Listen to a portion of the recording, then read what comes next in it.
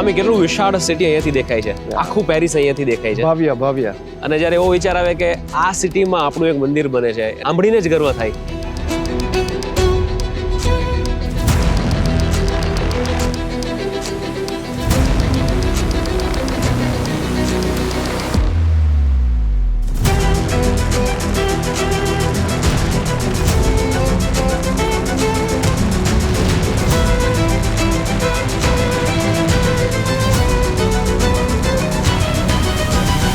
છઠ્ઠી સપ્ટેમ્બર 2026 મોહન સ્વામી મહારાજ પ્રતિષ્ઠા કરશે. વાહ ભાઈ વાહ.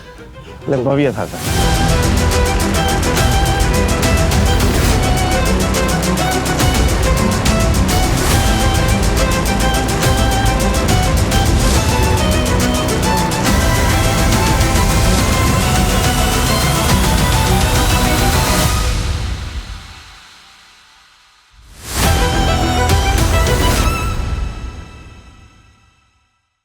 નમસ્કાર મિત્રો, 2 વર્ષમાં પહેલી વાર તમને કોઈ રિક્વેસ્ટ કરવા જઈ રહ્યો છું ને પ્લીઝ મારી રિક્વેસ્ટ માનજો.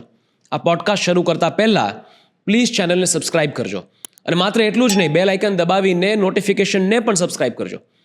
મિત્રો, છેલ્લા 2 વર્ષમાં તમારા સહકારથી, અમારી ટીમની તનતોડ મહેનતથી અને ભગવાનના આશીર્વાદથી આપણો પોડકાસ્ટ હવે એવા લેવલ પર પહોંચી ગયો છે કે નેશનલ લેવલ પર પણ એની નોંધ લેવાય છે.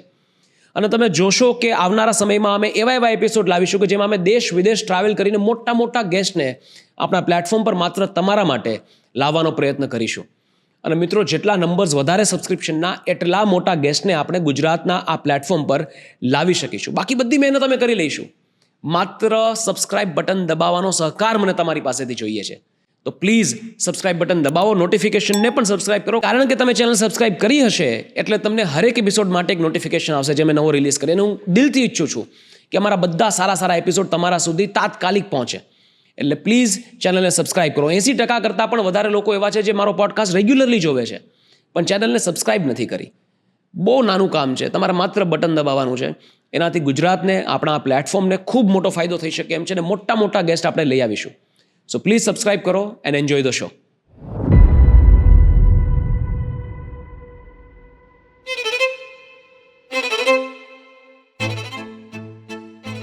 નમસ્કાર મિત્રો, આપ સૌને મારા જય શ્રી કૃષ્ણ, જય સ્વામિનારાયણ.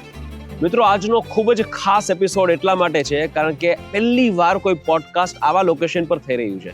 એફિલ ટાવરના પ્રાંગણમાં અમે લોકો બેઠા છીએ અને એક ઐતિહાસિક પ્રસંગ વિશે આ પોડકાસ્ટમાં વાત કરવાની છે. ઐતિહાસિક પ્રસંગ એ છે કે પેરિસ ખાતે BAPS સંસ્થાનું સનાતન પરંપરા હિસાબથી શિખરબદ્ધ મંદિર બની રહ્યું છે, અને સપ્ટેમ્બરમાં 2 સપ્ટેમ્બરમાં મંદિરનું ઉદ્ઘાટન છે. અને એની વાતો આજે આપણે કરવા માટે ભેગા થયા છીએ. અને આ વાતો કરવા માટે આપણી સાથે ઉપસ્થિત છે પૂજ્ય જ્ઞાનોત્સવ સ્વામી, કે જેમને ઇન્ટ્રોડક્શનની કોઈ જરૂર નથી. મિત્રો, હું ખૂબ ઉત્સુક છું એમની સાથે વાતો કરવા. તમે પણ ખૂબ ઉત્સુક હશો એમની વાતો જાણવા માટે. તો વધારે સમય ન બગાડતા કોન્વર્ઝેશનની શરૂઆત કરીએ. સ્વામી, જય સ્વામિનારાયણ. આપના ચરણોમાં મારા પંચાંગ પ્રણામ. સ્વામી, આપણે એફિલ ટાવરની સામે, એફિલ ટાવરના પ્રાંગણમાં બેઠા છીએ પેરિસમાં, અને મંદિર વિશે વાતો કરવાની છે. તો ઘણા બધા યંગસ્ટર્સને સૌથી પહેલા પ્રશ્ન એ થતો હોય કે આજે તો AI નો યુગ છે, ડીપ ટેકની લોકો વાત કરે છે, સ્પેસ ટેકનોલોજીની લોકો વાત કરે છે, ડેટા સેન્ટર્સની વાત કરે છે. તો આવા સમયમાં મંદિરની વાતો કરવી કે મંદિર નિર્માણની વાતો કરવી એ કેટલું રેલેવન્ટ છે? બહુ જ રેલેવન્ટ છે. જો વિજ્ઞાનનો પણ જમાનો છે અને ધર્મની પણ આવશ્યકતા છે. અને એકચ્યુઅલી વિજ્ઞાન અને ધર્મ એ બંને દેખાય છે જુદા ક્ષેત્રો, પણ બંને એકબીજાથી સંલગ્ન છે, એકબીજાના પૂરક છે. અને બંને ક્ષેત્રો મનુષ્યના વિકાસ, પ્રગતિ અને સફળતા માટે અત્યંત આવશ્યક છે. For example, science gives speed but religion gives direction. વિજ્ઞાન છે એ તમને સ્પીડ આપે છે, ગતિ આપે છે, પણ દિશા તો ધર્મ આપે છે ને. Science it gives you knowledge which is power, but religion gives you wisdom which is control. Right. વિજ્ઞાન છે તમને અનેક પ્રકારનું જ્ઞાન આપે છે જે દ્વારા વ્યક્તિ શક્તિશાળી બને છે, રાઈટ. પણ ધર્મ છે તમને શાણપણું આપે છે, સાચી વાત છે. જે દ્વારા તમે સંસ્કૃત અને સંસ્કારી બનો છો. બંનેની જરૂર છે. રાઈટ. શક્તિશાળી બનવું એ પણ જરૂરી છે, સંસ્કૃત અને સંસ્કારી બનવું એ પણ જરૂરી છે. Right. Okay, science can give you heights of human dreams, right. and religion has the power to give you depths of human life. મનુષ્યના જે સપનો છે એને વિજ્ઞાન ઊંચાઈઓ આપે છે. તમે જે AI ડેટા સેન્ટર્સ એ બધી વાત કરી, રાઈટ.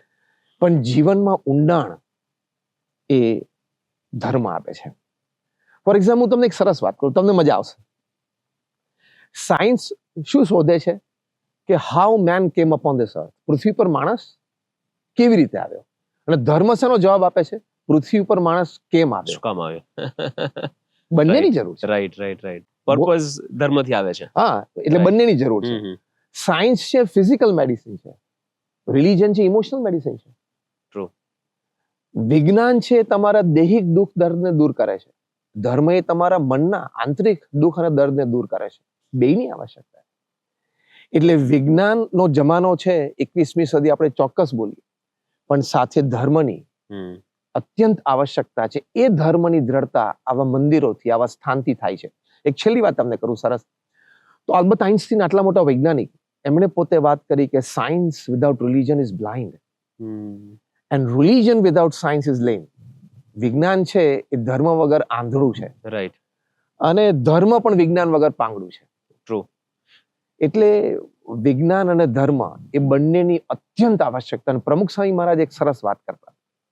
પ્રમુખ સ્વામી મહારાજને કોઈએ પૂછ્યું કે ધર્મનું સમાજમાં શું સ્થાન છે?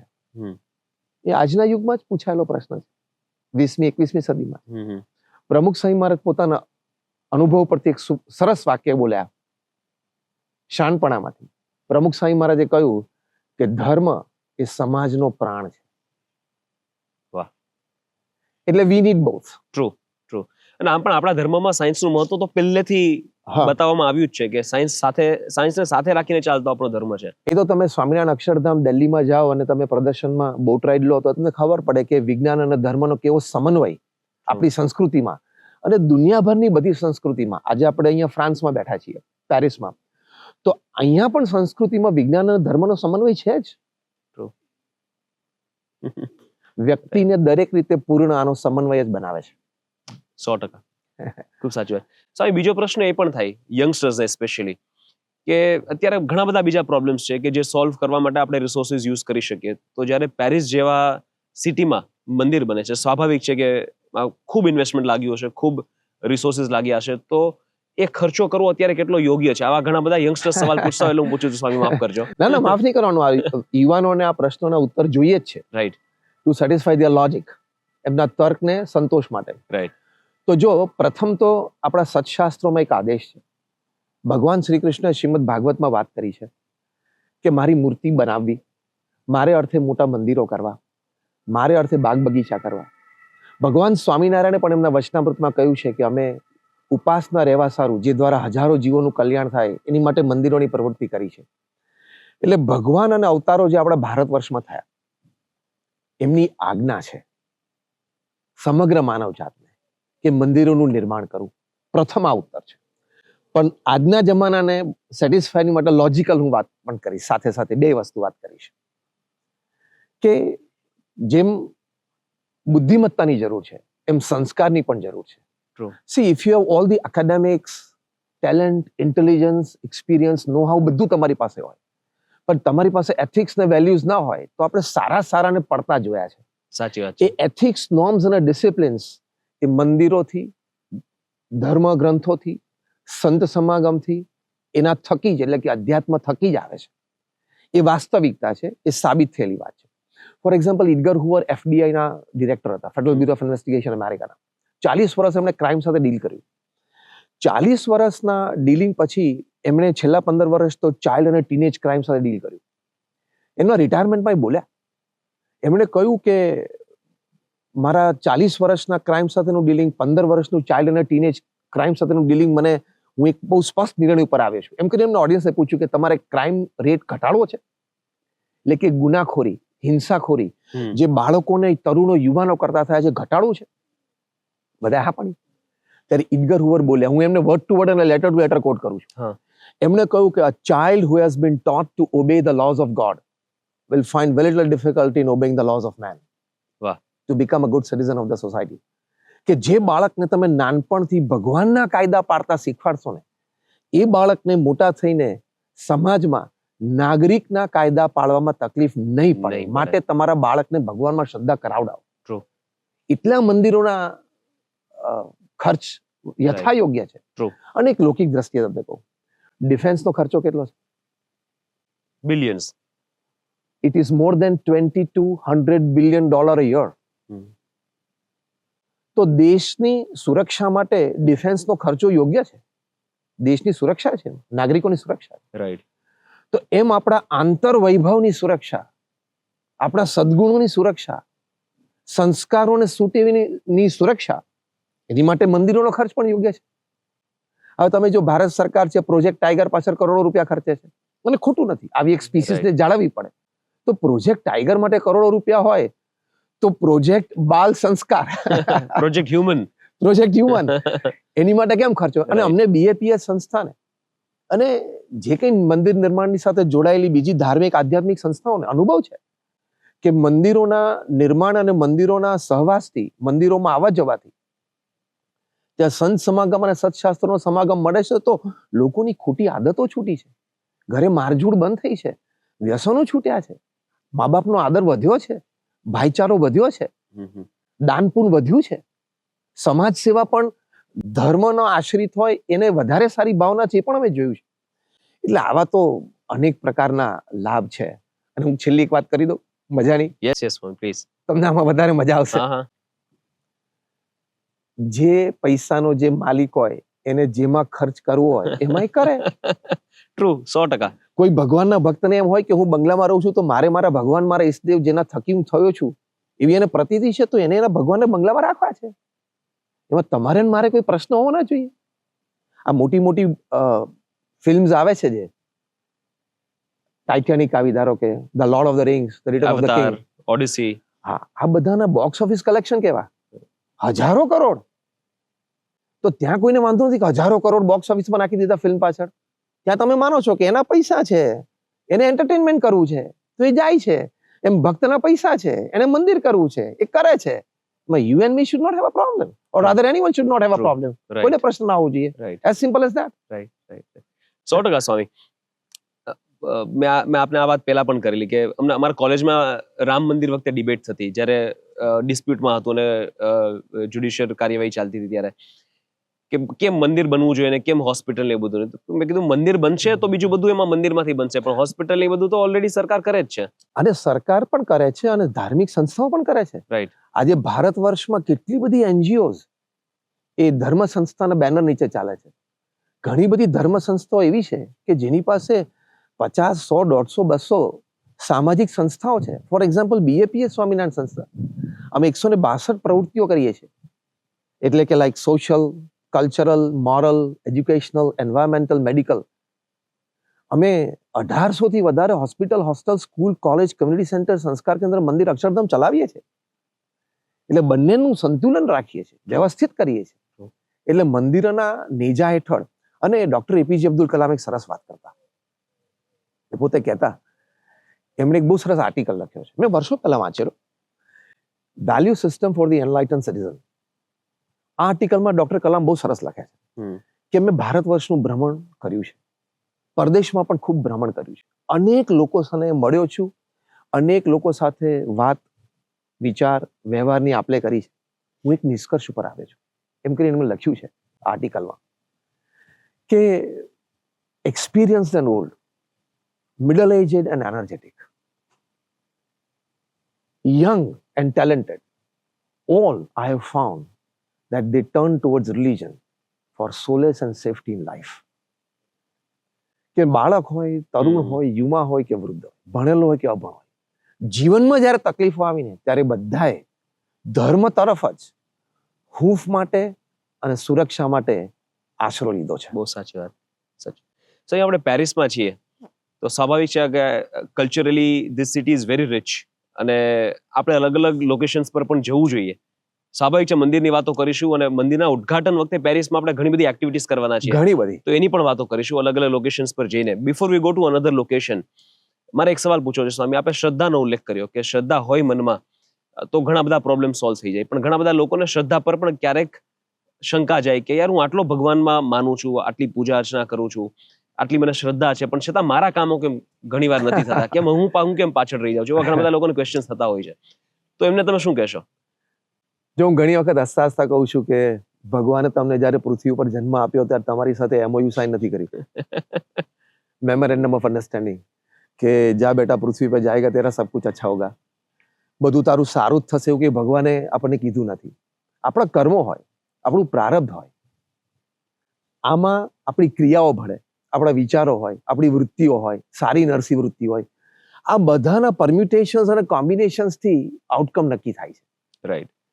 તમને એમ થાય કે મેં મહેનત કરી, પ્લાનિંગ સારું કર્યું, execution was excellent, paper work સારું હતું, ટીમ મારી પાસે સારી હતી, મારી પાસે અવેલેબલ રિસોર્સિસ બધા સારા હતા, તો એ બધાના કોમ્બિનેશનથી મેં કામ કર્યું તો મને સફળતા કેમ ના મળી? એ જ મુખ્ય તમારો પ્રશ્ન છે. True, yes. અને આજના યુવાનના મનમાં પણ આ જ પ્રશ્ન છે. યસ.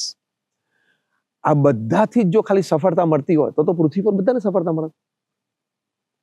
પણ ભગવાન શ્રી કૃષ્ણએ પોતે વાત કરી છે, કર્મણ્યવાધિકાર હસ્તે મા ફલેષુ કદાચન. એમણે અર્જુનને કીધું ને આપણને બધાને કીધું કે તારું કર્મ કરવું એ તારી જવાબદારી છે, તારી ફરજ છે, અને તારી પાસે જે કંઈ સંસાધનો છે, રિસોર્સિસ, એનાથી તું તારું કાર્ય સારામાં સારું કરવાનો પ્રયત્ન કર. પરિણામ હું નક્કી કરીશ. ભગવાને સ્પષ્ટ કીધું છે.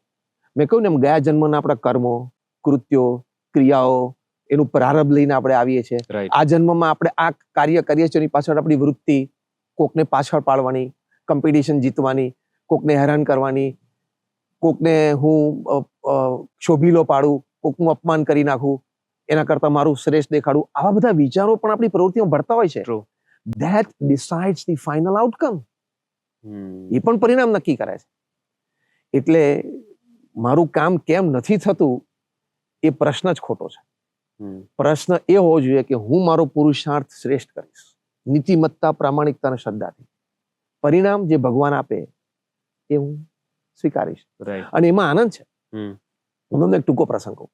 પ્રમુખ સ્વામી મહારાજ વલ્લભ વિદ્યાનગરમાં હતા અને એલિકોન એન્જિનિયરિંગ કંપનીના જનરલ મેનેજર નટુભાઈ એક સદભાવી પ્રમુખ સ્વામી મહારાજને સરસ પ્રશ્ન પૂછ્યો કે હું તો મેનેજર છું, માલિક તો છું નહીં, સાંજે 6 વાગે ઉભો થયો એટલે મારી કોઈ જવાબદારી નથી, છતાં આમ ટેન્શન રહ્યા કરે છે, અને તમે આટલી બધી પ્રવૃત્તિ કરો છો સવાર ઉઠીને સાંજ સુધી. મેં તમને ફોન ઉપર વાત કરતા જોયા છે, મીટિંગમાં બેઠેલા જોયા છે, ચર્ચામાં જોયા છે, પત્ર વાંચનમાં જોયા છે, પૂજા કરતા, મોર્નિંગ વોકમાં, ઇવનિંગ વોકમાં, કાયમ પ્રસન્નતા તમારા ચહેરા ઉપર જોઈ છે. તો તમને કામનું ટેન્શન નથી? તમારા કામ ઘણા નહીં થતા હોય ને? સ્વાભાવિક છે કે નહીં થતા હોય, થઈ શકે છે, કામ બગડી શકે છે. લંડન મંદિરમાં પણ કેટલી અડચણો આવી હતી. કામ બગડી શકે છે, કામ અધૂરા રહી શકે છે. આવા પ્રમુખ સ્વામી મહારાજે પણ ઘણા બધા જોયા છે. એક લૌકિક વ્યવહાર છે. તો પ્રમુખ સ્વામી મહારાજે નટુભાઈને બહુ સરસ ઉત્તર આપ્યો. પ્રમુખ સ્વામી મહારાજે કહ્યું કે રોજ સવાર ઉઠીને અમે ભગવાનને પ્રાર્થના કરી કે આજે શું કામ કરવાનું છે, પછી એ કામ આખા દિવસ દરમિયાન પૂરા કરવાના પ્રયત્નો કરીએ, પણ સાંજે જ્યાં સુધી પહોંચે ત્યાં રહીને ભગવાનનો આભાર માનીએ કે આટલું તો તમે કરાવ્યું, અને કદાચ કોઈ કામ સાંજ સુધી ન થયું અને બગડ્યું પણ ખરું તો ભગવાનની ઈચ્છા, એટલે સ્થિર રહેવાય. એટલે યુવાનોને આ સમજવાનું છે. એટલે સ્વામી આનાથી શ્રદ્ધાની વ્યાખ્યા પણ મળે છે. શ્રદ્ધા કેવી? અનકન્ડિશનલ, અનક્વેશ્ચનેબલ. ડેફિનેટલી. કે ગમે તેટલા પ્રોબ્લેમ્સ આવે જીવનમાં, છતાં તમે ફળ જે ભગવાનને સોંપી દો કે તમે જે આપો એ સાચું, એને શ્રદ્ધા કહેવાય. એની સાથે એક વર્ડ માનવું નહીં, એની સાથે એક વર્ડ ઉમેરું, અનફ્લિન્ચિંગ, અનવેવરિંગ. Yes, true. એ કોઈ દિવસ ડગવી ના જોઈએ. ટ્રુ. અને ભગવાન આપણા મા બાપ છે. આપણા મા બાપ પણ આપણું કંઈક ખરાબ કરવા બેઠા છે. દિન પ્રતિદિન આપણું સારું થાય એવું ચિંતવન પણ કરે છે મા બાપ, અને પ્રયત્ન પણ કરે છે. રાઈટ. તો ભગવાન આપણા મા બાપ છે, એ આપણું ખરાબ થયું કેમ ઈચ્છે? અને કહેવત નથી, સોડીનું દુઃખ કાંટે મટાડે છે. એમ આપણું કામ ન થયું તો એમાં કંઈક આપણું સારું થવાનું હોય. એ કામ સફળ થયું તો આગળ ઉપર કઈ મોટી અડચણ આવવાની હોય. એ ઘણી વખત ઘણા લોકોને અનુભવ થાય છે. રાઈટ. 2, 5, 10 વર્ષ પછી ખબર પડે કે આ કામ ના થયું ને બહુ સારું થયું.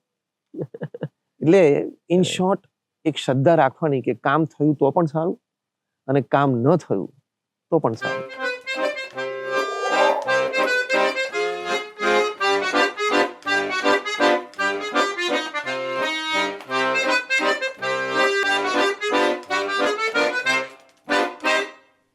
બેઝિલિકા એક હિસ્ટોરિક ધર્મસ્થાન છે અને ખૂબ મોટું ટુરિસ્ટ સ્પોટ પણ છે. અહીંયા લાખો લોકો આવે છે.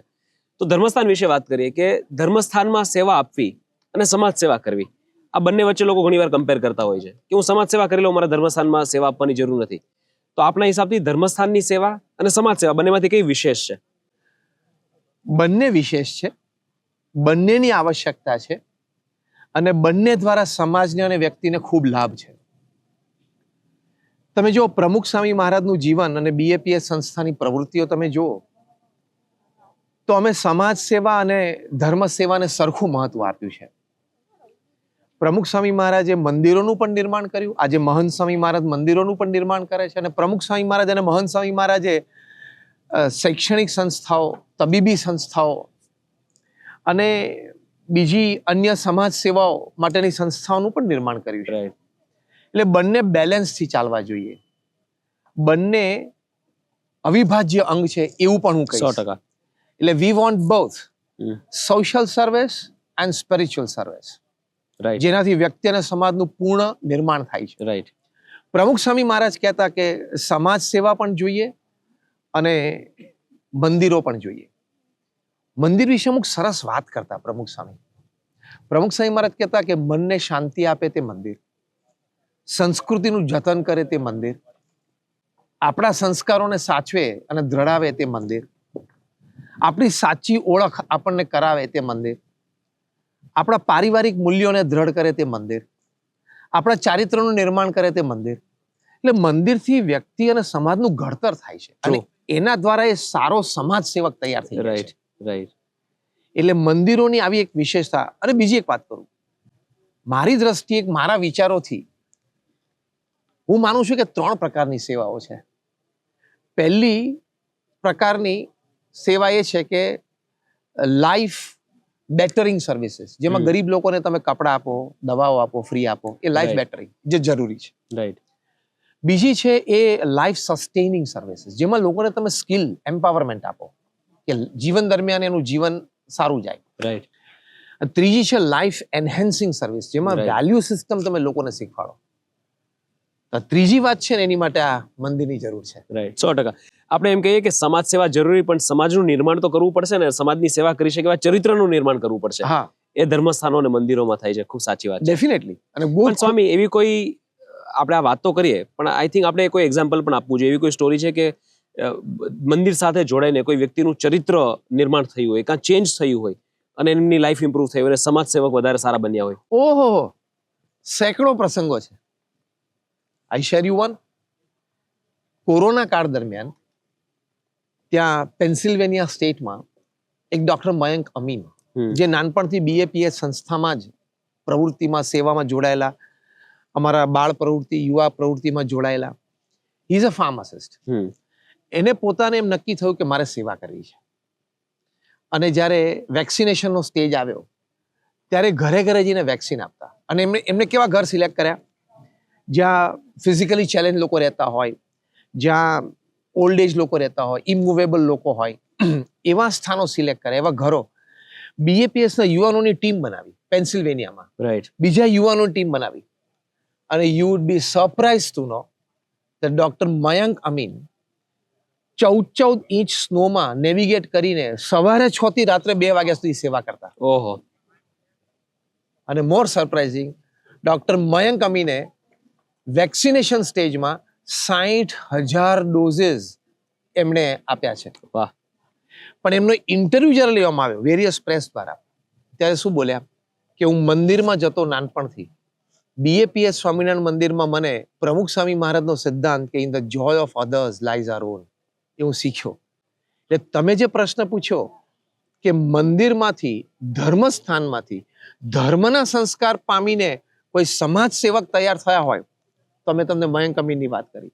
આવા તો ઘણા બધા છે. રાઈટ મયંક અમીન એ પણ બોલ્યા કે મહંત સ્વામી મહારાજનો સિદ્ધાંત છે કે helping you on one life is healing humanity.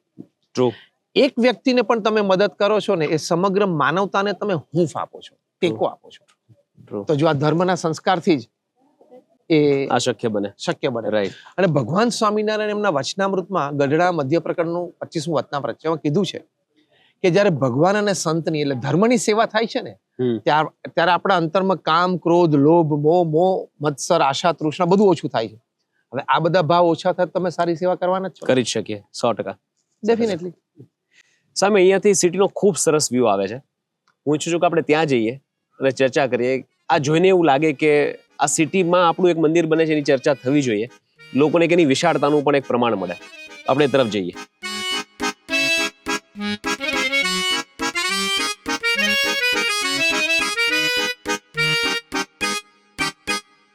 કેટલું વિશાળ સિટી અહીંયાથી દેખાય છે, Yeah. આખું પેરિસ અહીંયાથી દેખાય છે. ભવ્ય ભવ્ય. અને જ્યારે એવો વિચાર આવે કે આ સિટીમાં આપણું એક મંદિર બને છે અને એ પણ પરંપરાગત મંદિર, શિખરબદ્ધ મંદિર બને છે, સાંભળીને જ ગર્વ થાય. અને જ્યારે મંદિરનું ઉદ્ઘાટન થશે, લોકોની અનુભૂતિ કરશે, ત્યારે એક અલગ પ્રકારનો ગર્વ મહેસૂસ થશે. સ્વામી, તમને જોઈને શું લાગે છે? કેવી ફિલિંગ આવે છે? આ દુનિયા માત્રના સહેલાણીઓ માટેનું આ સ્થાન છે. અહીંયા પશ્ચિમ જગતનું આવું એક શહેર અને ત્યાં ભારતીય પરંપરાનું પથ્થરનું એક શિખરબદ્ધ મંદિર બને, એ ભારત દેશ માટે પણ ગૌરવ છે, દરેક ભારતીય માટે એક આ ગૌરવની વાત છે. અને જ્યારે અહીંયા મંદિર નિર્માણની વાત આવી, શિલાન્યાસ મહોત્સવ થયો, ત્યારે બુસીના મેયર મિસ્ટર યાન એ પોતે એ પ્રસંગે હાજર હતા. એમને શિલાન્યાસ મહોત્સવમાં ભાગ પણ લીધો અને એમને પ્રવચનમાં વાત કરી મેયરે. અત્યારે પણ એ જ મેયર છે શહેરના, 2016 થી એ મેયર છે, હમણાં 2026 પણ એ ચૂંટાયા.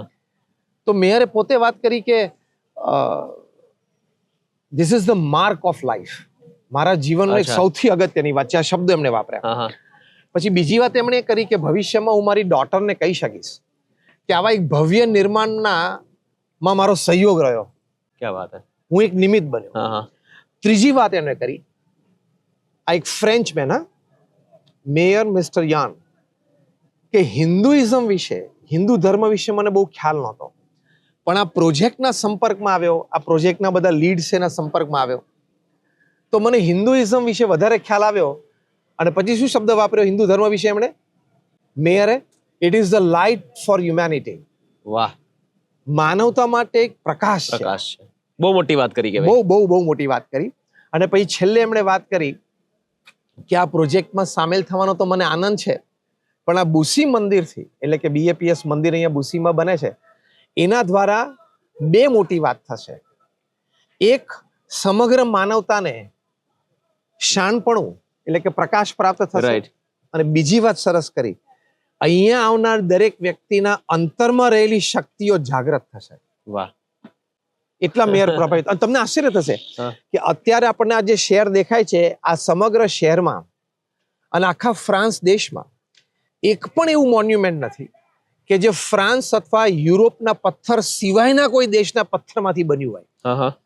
BAPS મંદિર બુસીમાં પહેલી વખત આવો પ્રસંગ બની રહ્યો છે કે ભારતનો પથ્થર, ભારતની કલાકૃતિ અને ભારતના મેસન્સ અને આર્ટિસન્સ, એટલે આપણે કહીએ કડિયા અને કારીગરો, એ અહીંયા કામ કરી રહ્યા છે. લગભગ 30 જેટલા આપણા મેસન્સ, કડિયા લોકો અહીંયા કામ કરી રહ્યા છે. અને પણ મજાની વાત શું છે, ભારતના મેસન્સ અને આર્ટિસન્સ અને ફ્રાન્સના મેસન્સ અને આર્ટિસન્સ બંને અત્યારે ભેગા કામ કરે છે. એવું આ શહેરમાં પહેલી વાર બની રહ્યું છે. આ કેટલું મોટું કલ્ચરલ એક્સચેન્જ કહેવાય. જબરજસ્ત. અને બંને જણાએ કહ્યું, ભારતના અને ફ્રેન્ચના બંનેના કડિયા અને કારીગરો, આ શબ્દ આપણે વાપરીએ, તો બંને જણાએ કીધું કે અમને બંનેને એકબીજાની ટેકનિકમાંથી, કારીગરીમાંથી, રીતભાતમાંથી અમને ઘણું બધું શીખવા મળ્યું. તો આ કેટલું મોટું એક એક્સચેન્જ થયું. Right, for sure, for sure. એટલે એ આ શહેરને બહુ જ મોટી ભેટ મળી છે. આપણા માટે તો આ એક બહુ મોટો પ્રસંગ કહેવાય, પણ અહીંયાના લોકો માટે પણ આ એક બહુ મોટી હિસ્ટોરિક ઘટના છે કે પેરિસમાં પહેલી વાર એવા બહારના પથ્થરનું કોઈ મોન્યુમેન્ટ બની રહ્યું છે, એટલે આપણું મંદિર બની રહ્યું છે. આપણે કહીએ છીએ ને, made in India. Now it is assembled here in Paris, France. Right, made in India છે. પણ સામે અહીંયા ફ્રાન્સના કે યુરોપ સિવાયના બીજા કોઈ પથ્થરોનું કઈ નથી બનતું, મતલબ કઈ લિમિટેશન કે કોઈ સ્ટાન્ડર્ડ હશે કે જેને કારણે નથી બનતું, એટલે એવું કઈ હતું? હા, એવું જ હતું. પણ આપણને આ મંદિર માટે આ પથ્થર એ લોકોએ સારી રીતે ચેક કર્યો, ફ્રેન્ચ ઓથોરિટીઝે. એનું ટેન્સાઇલ સ્ટ્રેન્થ, એનું સ્ટ્રેસ ટેસ્ટ, એ બધી સ્ટ્રેન્થ એમને ચેક કરી. પ્લસ એ પથ્થરનો ટોન અને ટેક્સચર એ અહીંની સ્કાયલાઇન સાથે મેચ થાય છે કે નહીં એ પણ ચેક કર્યું. અને ઘણા મહિનાઓ લીધા એ લોકોએ આ ચેક કરવામાં. અને ઘણા મહિનાઓ પછી આપણને પરમિશન આપી કે now you can use this stone. એટલે ભારત વર્ષનું ગૌરવ છે. વાહ ભાઈ વાહ, 100%. Very good. મેં એવું પણ સાંભળ્યું છે સ્વામી કે ઘણા બધા પથ્થરોનું ટેસ્ટ થયા હતા, ઘણા બધા પથ્થરોના ટેસ્ટ થયા હતા કે એ લોકો અલગ અલગ જગ્યાઓના પથ્થરો મંગાવ્યા હતા, એમાંથી સૌથી સારો પથ્થર તરીકે ભારતના પથ્થરની પસંદગી થઈ. આ પણ લોકો સુધી વાત પહોંચાડી આપણે. હા, એટલે ભારતના પથ્થર મંદિરમાં ફ્રાન્સનો અને યુરોપનો પથ્થર પણ વપરાણો છે, પણ Right. મેજરલી આપણા ભારતનો પથ્થર વપરાણો છે. બરાબર. અને અહીંની બધી રીતે એનું લેબ ટેસ્ટિંગ અને એકચ્યુઅલ સાઇટ ટેસ્ટિંગ બધામાં એ નિપુણ ઉતર્યો છે. વાહ બે વાહ. એ આપણું ગૌરવ છે. આપણું ગૌરવ 100%. અને ભવિષ્યની પેઢી માટે આ એક ગૌરવ રહેશે કે આપણું એક આવું સ્થાન આવા એક શહેરમાં બન્યું. Yes yes. તો ફોર શ્યોર. એટલે આ ખબર નહીં લોકો કેમેરામાં કે આ વિડીયોમાં ફીલ કરી શકશે કે નહીં, પણ આ વાતો કરતા જે અહીંયા અનુભૂતિ થાય છે ને એ અલગ લેવલની છે કે હું તમને શબ્દોમાં ન વર્ણવી શકું ના આપણે વિડીયોમાં કેપ્ચર કરી શકીએ. એની માટે તો તમારે અહીંયા જ આવવું પડે. જ્યારે ઉદ્ઘાટન મહોત્સવ થાય ત્યારે તમારે અહીંયા જ આવવું પડે એની માટે. અમારા અક્ષરધામનો હા. એક સિદ્ધાંત, એક સૂત્ર છે, સીઈંગ ઇઝ બિલીવિંગ. તમે જોશો તો જ તમે માનશો. રાઈટ એટલે I agree with you. Right. હવે સ્વામી આપણે શહેરના બીજા અમુક પ્લેસીસ પર જઈએ અને આપણે ઉદ્ઘાટન મહોત્સવ વખતે કરવાના શું છીએ શહેરમાં એની વાતો કરીએ. ડેફિનેટલી.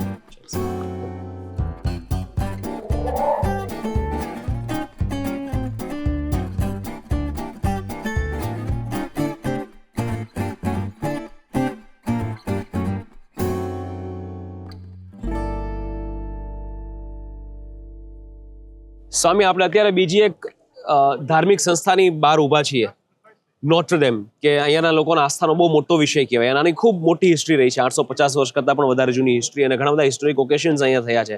નેપોલિયનનું ક્રાઉનિંગ સેરેમની અહીંયા થઈ હતી. કિંગ હેનરી ઓફ ઇંગ્લેન્ડ જ્યારે ફ્રાન્સની ગાદી પર બેઠા હતા જે તે સમય, ત્યારે એની પણ ક્રાઉનિંગ સેરેમની અહીંયા થઈ હતી. અને ઘણા બધા પ્રોબ્લેમ્સથી પણ નીકળી છે આ જગ્યા, પણ લોકોના આસ્થાનો વિષય છે. અહીંયાના લોકોના આના પર આસ્થા બહુ છે. આ પ્લેસ પર ઘણી બધી વાર અટેક થયા, ઘણી બધી વાર વેન્ડલાઇઝ થયું, આગ પણ લાગી. એટલે આવા કોઈ પણ મોન્યુમેન્ટ હોય કે ધર્મસ્થાનો હોય એને પ્રસંગે ટાણે કોઈ નુકસાન પહોંચે અથવા કોઈ વિધર્મીઓ કેવા તત્વો એને નુકસાન પહોંચાડે, પણ લોકોની શ્રદ્ધા એ સ્થાન પ્રત્યેની, એ સ્થાન પ્રત્યે લોકોનું જોડાણ, ઇનર કનેક્ટ એ ક્યારેય તૂટતું નથી. એને લીધે એ પાછી રિસ્ટોર થતી હોય. રાઈટ. 2019ની સાલમાં આ નોર્થડેમમાં જબરદસ્ત આગ લાગેલી. એ ઉપરનું રૂફ છે, રૂફની નીચે કેથીડ્રલ અટેક છે ને, કેથીડ્રલની જે એટેક, રાઈટ, ત્યાં બહુ મોટી આગ લાગેલી અને બહુ જ મોટું નુકસાન થયેલું. ભગવાનની દયાથી બધા હોલી અને રિલિજિયસ રેલિક્સ બધા બચી ગયેલા, પણ પછીનું રિસ્ટોરેશન પણ ઘણી બધી કંપનીઓએ સાથે રહીને કર્યું. ફ્રેન્ચ ગવર્મેન્ટે ડાયરેક્ટ આ પ્રોજેક્ટ હાથમાં લીધો હતો. રાઈટ. એ ઘણી બધી કંપનીઓમાંની એક વિશ્વ પ્રસિદ્ધ કંપની છે, એશ શુઆલિયા. એણે આ રિસ્ટોરેશન બહુ મોટો ભાગ લીધેલો. બરાબર. એ જ કંપની BAPS સ્વામિનારાયણ હિન્દુ મંદિર પેરિસમાં એ બાંધી રહી છે. એ મુખ્ય ટેકનિકલ ડિટેલ્સ એ જ કંપનીના એક્ઝિક્યુટિવ્સ ત્યાં ભારતના આપણા આર્ટિસન્સ ત્યાંની ટેકનિકલ ડિટેલ્સ સાથે કોર્ડિનેટ કરે છે. ત્યાં સુધી કે લોકો એટલા ઊંડા ઉતર્યા છે, એ લોકોને પણ હવે ઘુમ્મટ શબ્દ, થાંભલી, મંડોવર, શિખર આ બધા શબ્દ બોલતા થયા છે. ક્યા વાત હે. પણ આપણને એક બહુ જ સારી વાત જાણવા એ મળી અને શીખવા મળી કે they go in to so much of detailing. એક એક પથ્થરની ડિટેલિંગ એ લોકો એટલી અદ્ભુત કરે છે. એટલે કામ કરવાની પદ્ધતિ તો આ લોકોની અદ્ભુત છે.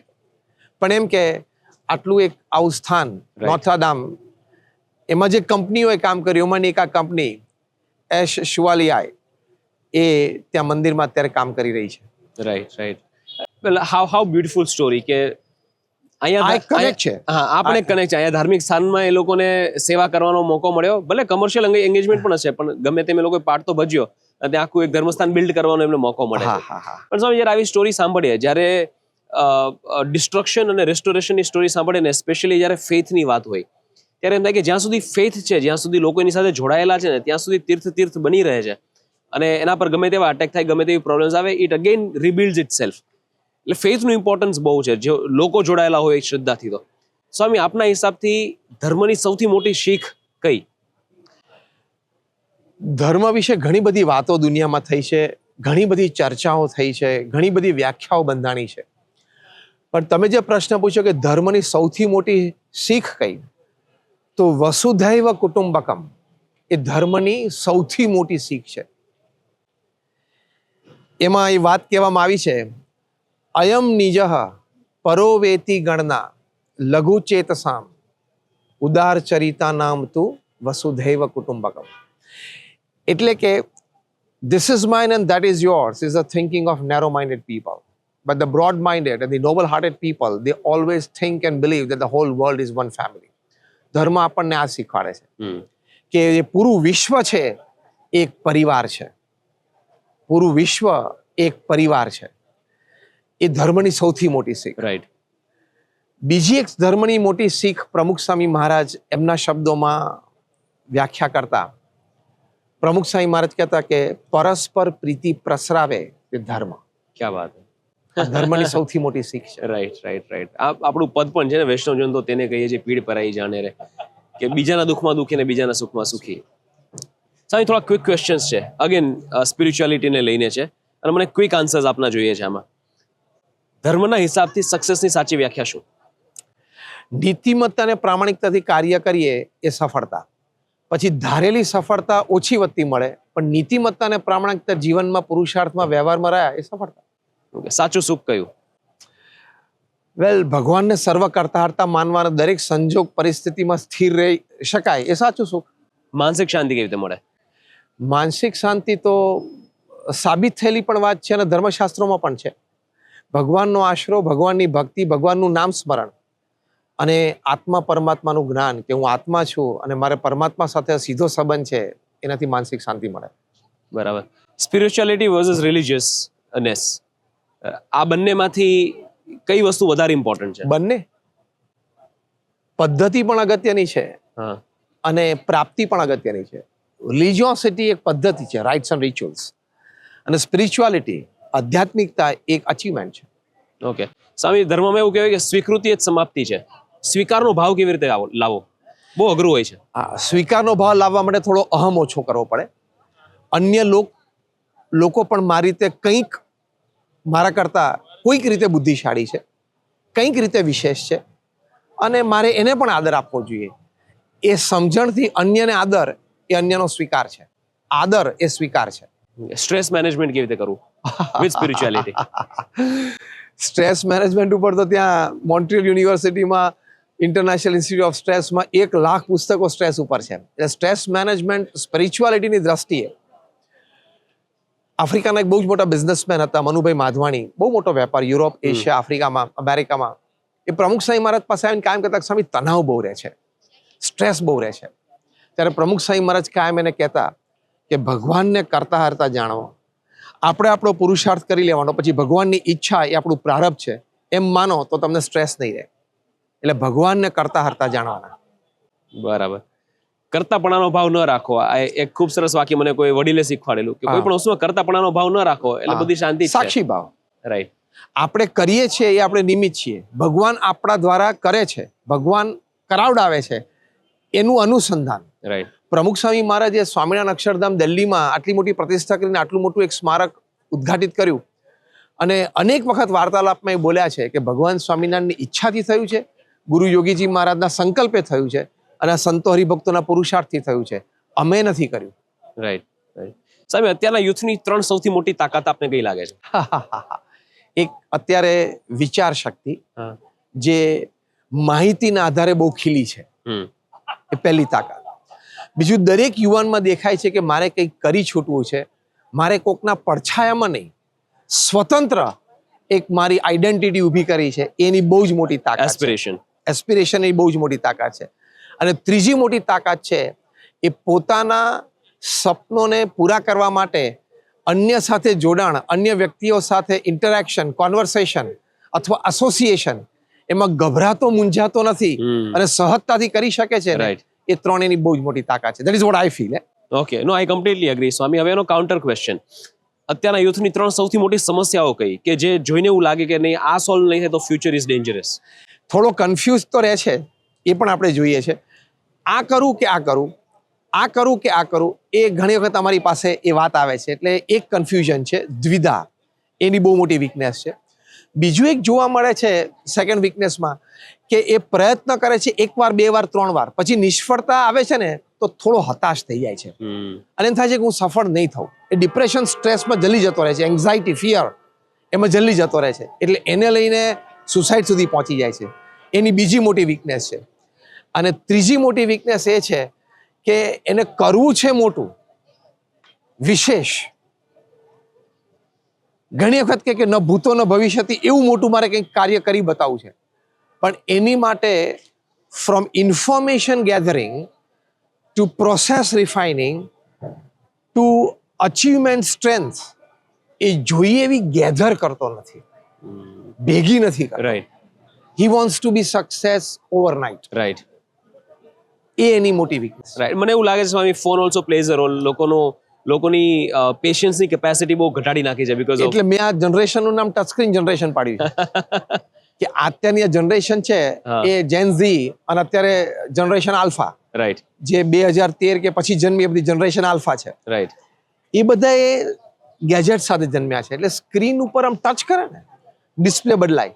રાઈટ એટલે એનો એટીટ્યુડ થઈ ગયો છે કે જેમ ટચ કરીએ છીએ અને ડિસ્પ્લે બદલાય છે, હું કોકને વાત કરું કામ થઈ જવું જોઈએ. હું કંઈક પ્રયત્ન કરું અને સફળતા મળી જવી જોઈએ. રાઈટ એટલે એ ધીરજ છે ને એ ગુમાવી બેઠા છે. એટલે True. ટચ સ્ક્રીન ગેજેટ્સ છે ને એ આપણી પેશન્સ ઘટાડે છે. કેવી રીતે સ્ક્રીન ટાઈમ ઘટાડો? ટચ સ્ક્રીનથી ડિટેચ કેવી રીતે થવું? ડિટેચ થવા માટે તમારે અધ્યાત્મની દ્રષ્ટિએ એક વિવેક શીખવાનો. અધ્યાત્મનો મોટો લાભ શું છે? પ્રેક્ટિકલ જીવનમાં વિવેક શીખવાડે છે. વિચારનો વિવેક, વાણીનો વિવેક, વર્તનનો વિવેક. એ વિવેક શીખવાડે તો તમે સ્ક્રીન ટાઈમ જે તમારો છે એમાં જુઓ કે તમારું ઉપયોગી છે, નથી ઉપયોગી, અથવા તો ઘણી વખત ગેરસમજ તરફ દોરનારું છે.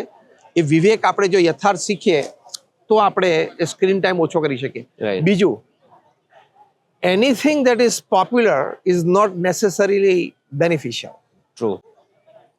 સ્ક્રીન ટાઈમ તમને એમ લાગે એમાં પોપ્યુલારિટી છે, પણ એ બેનિફિશિયલ જ છે એવું નક્કી નથી, રાઈટ લાભદાયક જ છે એવું નક્કી નથી. બીજું, તમારે ઇન્ટ્રોસ્પેક્શન કરવાનું. એક તમને મજાની વાત કરું કે સ્ક્રીન ટાઈમ તમે એટલે કે સ્ક્રીન ઉપર તમે વધારે રહો છો એમાં તમે લોનલીનેસ અનુભવો છો, એકલાપણું એટલે રહો છો. બીજું, તમને તમારી વર્ધીનેસ ખબર નથી, ગૌરવતાની ખબર નથી એટલે તમે વધારે રહો છો. તમારે માહિતી વધારે જોઈએ છે એટલે તમે વધારે રહો છો કે જસ્ટ ટાઈમ પાસ માટે રહો છો? અને છેલ્લો પ્રશ્ન એ તમારી જાતને પૂછવાનો કે આટલા બધા સ્ક્રીન ટાઈમ સિવાય હું કોઈ વધારે યોગ્ય રીતે મારો સમયનો ઉપયોગ કરી શકું છું જે મને અને અન્યને જીવનમાં લાભદાયક થાય? રાઈટ. આવા વિચારોથી તમે સ્ક્રીન ટાઈમ ઓછો કરી શકો છો. એટલે ઇન્ટ્રોસ્પેક્શન જરૂરી છે જેનાથી અવેરનેસ આવે. અને ઇન્ટેન્શનની clarity. Your intention on the screen right is because you are lonely or less of worthy feeling, or your intention is information, knowledge, and thus helping yourself better yourself and helping others better themselves. Right. Swami, અત્યારના જમાનામાં આટલી બધી information છે, આટલી બધી વસ્તુ વાંચવા, સાંભળવા, જોવા માટે છે, તો શાસ્ત્રો શું કામ વાંચવા? કેમ ધર્મશાસ્ત્રો આજે પણ રિલેવન્ટ છે આપના હિસાબથી? ધર્મશાસ્ત્રો તો આજે પણ બહુ રેલેવન્ટ છે. શ્રીમદ ભગવદ્ ગીતા ઓફિશિયલી એકેડેમિક કોર્સિસમાં IIM અમદાવાદમાં અને ઘણી બધી સ્કૂલ્સમાં એન્ટર થઈ. કારણ કે એમાં લૌકિક જીવન, મનુષ્ય જીવન ની સાર્થકતા અને પરલોક જીવનની પણ સાર્થકતા બે સુંદર રીતે વર્ણવી છે. તમે રામાયણ લો એક શાસ્ત્ર તરીકે, તો હું તમને ચેલેન્જ અને ગેરંટી સાથે કહી શકું કે મિસ્ટર જય થડેશ્વર, તમે તમારા જીવનનો કોઈ પણ પ્રસંગ વિચારો, સારો નરસો, એ રામાયણમાં ક્યાંક બન્યો જ હશે. એટલી વિશાળતા, રાઈટ, એટલી બધી ઊંચાઈ અને એટલી ગહેરાઈ આ બધા ગ્રંથોમાં છે. તમને સીધું સોશિયલ કાઉન્સેલિંગ મળશે કે મારા જીવનમાં પ્રસંગ બન્યો એ ભગવાન રામ કે લક્ષ્મણ કે દશરથ કે કૈકેયી કે મંથરાના જીવનમાં બનેલો, મારે એમાંથી શું શીખવાનું છે? રાઈટ. એટલે તમારે ક્યાંય સોશિયલ કાઉન્સેલિંગ જરૂર ના પડે, સીધું એ ગ્રંથમાંથી તમારે શીખી લેવાનું. રાઈટ. એટલે આજે આ સત્શાસ્ત્રોનો બહુ મહિમા છે. હું તમને એક સરસ પ્રસંગ કહું. 1991માં અમે જ્યારે કલ્ચરલ ફેસ્ટિવલ ઓફ ઇન્ડિયા અમેરિકામાં ઉજવ્યો, તે વખતે અમારા આમંત્રણને માન આપીને ડૉક્ટર રાજેન્દ્ર બોથરા આવેલા. બહુ જ મોટા વ્યક્તિ, એમને એઇડ્સ અવેરનેસ માટે ખૂબ કામ કરેલું. એમણે પ્રમુખ સાહેબને પ્રશ્ન પૂછ્યો કે સ્વામી, અમે એઇડ્સ એટલે acquired immune deficiency syndrome, right, જેનાથી આજે લાખો લોકો મરે છે, ઇટ્સ એન એપિડેમિક. તો હમણાં જ 1-1.5 અઠવાડિયા પહેલા જ હોલિવૂડની એક બહુ જ મોટી સેલિબ્રિટી 35 વર્ષની ઉંમરે એઇડ્સથી જ મૃત્યુ પામી. તો આટલી ગંભીર પરિસ્થિતિ, તો એ એઇડ્સ માટે અમે અવેરનેસ કેમ્પેઇન ચલાવીએ છીએ, એજ્યુકેશનલ મટીરિયલ્સ તૈયાર કરીએ છીએ, અમે રિહેબ સેન્ટર્સ પણ ઊભા કર્યા છે, રિહેબ કોર્સિસ છે, તોય કાબુમાં નથી આવતો. રાઈટ. તમારી દ્રષ્ટિએ, ધર્મની દ્રષ્ટિએ કોઈ આનો ઉપાય છે? ધર્મશાસ્ત્રમાં કોઈ આનો ઉપાય છે? આવું ડોક્ટરે પૂછ્યું. આવું ડોક્ટરે પ્રમુખ સ્વામી પ્રમુખ સ્વામી મહારાજે પ્રમુખ સ્વામી મહારાજે સ્પોન્ટેનિયસલી વિધાઉટ સ્લાઇટેસ્ટ હેસિટેશન ઓર ડિલે પ્રમુખ સ્વામી મહારાજ બોલ્યા, હા છે, આપણા શાસ્ત્રમાં લખ્યું છે, એક નારી સદા બ્રહ્મચારી.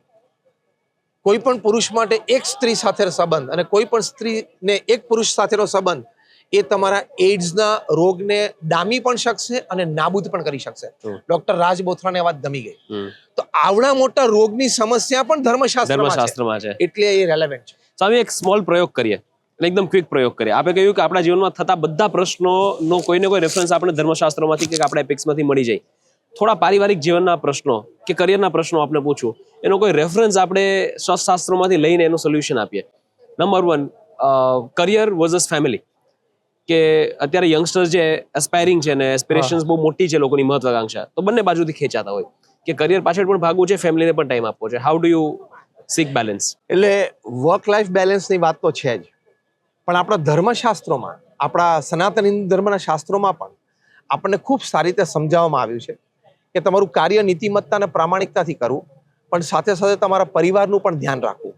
તમે જો બધા જ મહાન રાજાઓ જે થયા એ રાજ પણ કરતા હતા, પરિવારને પણ સાચવતા હતા અને અધ્યાત્મ પણ એના જીવનમાં હતું. ધારો કે જનક રાજા, એ વિદેહી કહેવાના, પરફેક્ટ એક્ઝામ્પલ. યસ, રાજ કરતા કરતા એટલે કેટલો મોટો વ્યવહાર, રાઈટ, છતાં અધ્યાત્મમાં પણ એટલા ડૂબેલા હતા અને એમના પરિવારનું પણ એવું ધ્યાન રાખતા હતા. એટલે બેલેન્સ ઇઝ પોસિબલ. ટ્રુ. સ્વામી, કોઈ પરિવારમાં જ કોઈ વ્યક્તિ સાથે એટલી બધી અણબન છે કે એકબીજા સાથે વાત કરવી પણ નથી ગમતી, સાથે કેવી રીતે રહેવું? ઘણા બધા લોકોના પ્રશ્નો હોય છે. હવે એમાં તો પહેલું તો પ્રારંભ સમજવાનું, અને હું એક વાત કરું છું કે your family is a divine design. Your family is a divine design. ભગવાને નક્કી કરેલો છે તમારો પરિવાર, માતા પિતા, સંતાન, વૃદ્ધ માતા પિતા, એ ભગવાને નક્કી કર્યા છે.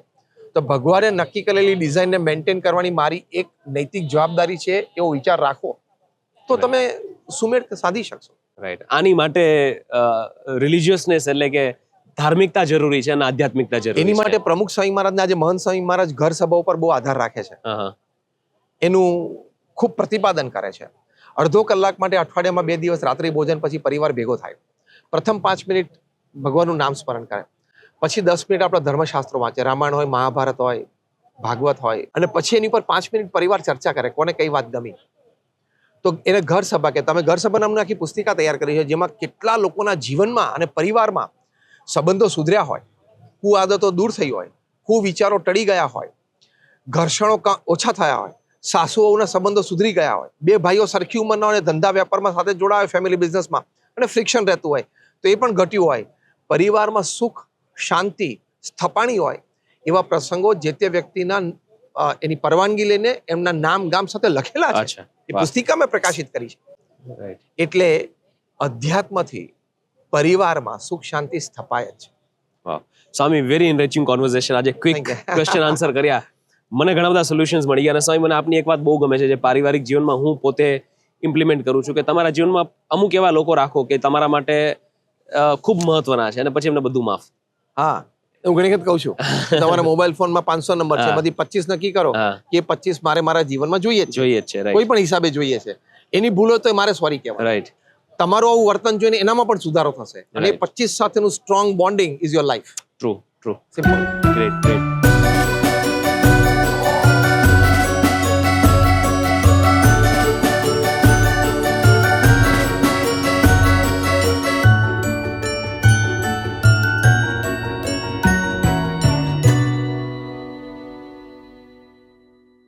સ્વામી, આપણે અત્યારે લુવ્ર મ્યુઝિયમ પાસે ઊભા છીએ, જે ફ્રાન્સનું કલ્ચરલ કેપિટલ કહેવાય, અને France is culturally very rich, just like our culture. આપણે પણ બહુ સમૃદ્ધ છીએ કલ્ચરલી. તો જ્યારે ફ્રાન્સમાં, પેરિસમાં આટલું ભવ્ય મંદિર બનવા જઈ રહ્યું છે, અને અહીંયાના લોકો આપણું કલ્ચર નજીકથી આવીને જાણશે અને માણશે, ત્યારે શું લાગે છે કે એમને શું લાભ થશે અહીંયા મંદિર બનવાથી? નંબર 1. અને નંબર 2, કે ઇન્ડો ફ્રેન્ચ કલ્ચરલ એક્સચેન્જ કેવી રીતે વધારે સ્ટ્રોંગ થશે? એટલે જે તમે વાત કરી કે ભારત વર્ષ પણ સંસ્કૃતિ અને સંસ્કારની દ્રષ્ટિએ ખૂબ સમૃદ્ધ છે, એવી રીતે ફ્રાન્સનું કલ્ચર એ પણ ખૂબ સમૃદ્ધ છે. એટલે 2 સમૃદ્ધ સંસ્કૃતિઓ, ઐતિહાસિક સંસ્કૃતિઓ, એ બંને સાથે મળી શકે, એકબીજાને સમજી શકે, એકબીજાને સારી રીતે ઓળખી શકે, એકબીજાને સારી રીતે સ્વીકારી શકે, એવા જે સ્થાનો છે, એમાંનું એક સ્થાન આ નિર્માણાધીન BAPS સ્વામિનારાયણ હિન્દુ મંદિર અહીંયા ફ્રાન્સમાં. ત્યાં આપણે સરસ એક્ઝિબિશન પણ ઊભું કરવાના છીએ. ત્યાં સેમિનાર હોલ પણ છે. એટલે દરેક જ્ઞાતિ જાતિ દેશના લોકો ત્યાં આવી શકશે, ભારતીય સંસ્કૃતિને જોઈ શકશે, સમજી શકશે અને એને એપ્રિશિએટ કરી શકશે.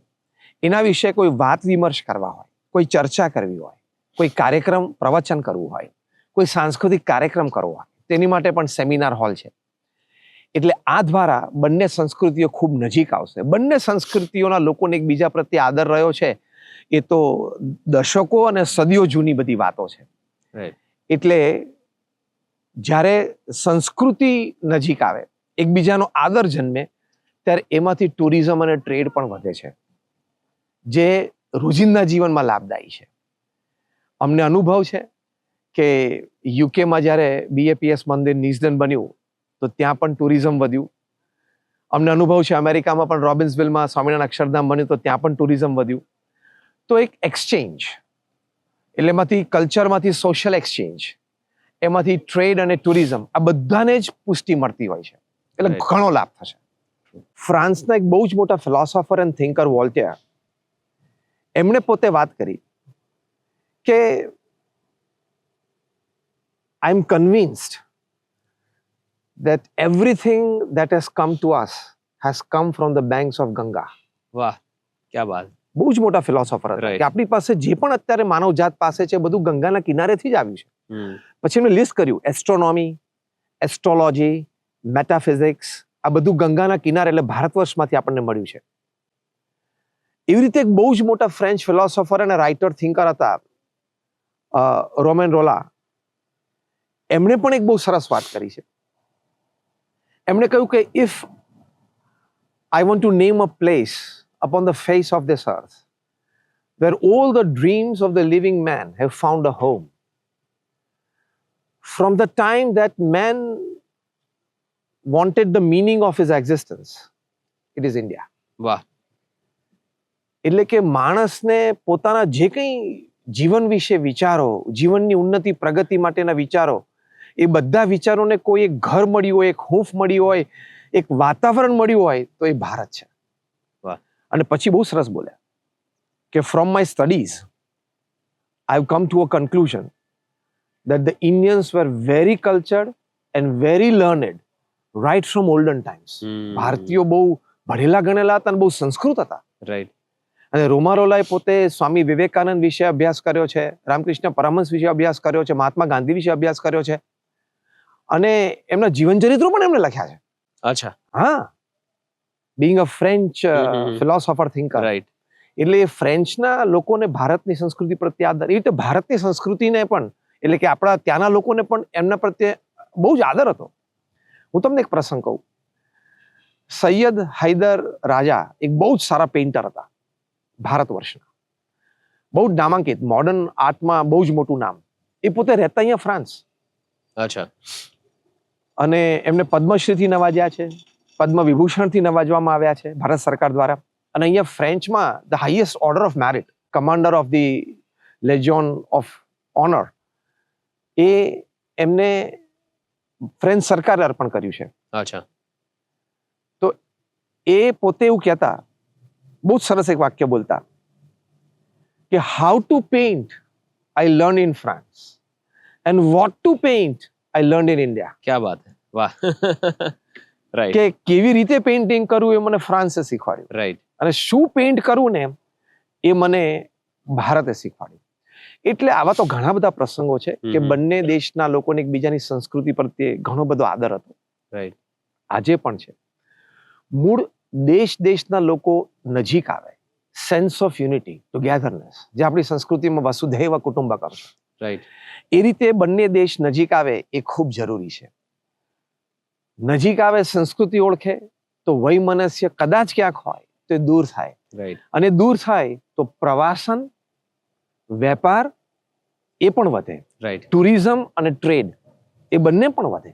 રાઈટ. એટલે એ રીતે ફ્રાન્સના લોકોને આ BAPS સ્વામિનારાયણ મંદિર અહીંયા પેરિસમાં તૈયાર થઈ રહ્યું છે, જે સંસ્કૃતિનું, એટલે કે આપણી ભારતીય સંસ્કૃતિનું એક આદર્શ દર્શન છે. એનાથી બંને દેશો, દેશના લોકો, દેશની પરંપરાઓ એ બંને ખૂબ નજીક આવશે. એટલે કલ્ચર, ટુરિઝમ, ટ્રેડ દરેકને લાભ થશે. વાહ ભાઈ વાહ. સ્વામી, ગઈકાલે હું સ્વયંસેવકો સાથે અમે લોકો વાતો કરતા હતા ત્યારે લોકોએ કહ્યું કે એક કલ્ચરલ એક્ઝિબિશન હતું અને ત્યાં બધા ધર્મોને એમની જેટલી અહીંયા પોપ્યુલેશન હોય એ હિસાબથી એ લોકોને સ્પેસ આપવામાં આવી હતી. તો કારણ કે આપણા લોકો અહીંયા થોડા ઓછા છે કમ્પેરેટિવલી, એટલે નાની સ્પેસ હતી, પણ નાની સ્પેસમાં BAPS સંસ્થાએ ખૂબ સરસ મજાનું એવું આયોજન કર્યું હતું. તો સૌથી વધારે વિઝિટર ત્યાં આવ્યા અને એમાં પણ અહીંયાના લોકલ્સ એ લોકો ત્યાં આવ્યા અને એ લોકોએ બહુ એન્જોય કર્યું. દે વર ફેસિનેટેડ બાય આર કલ્ચર.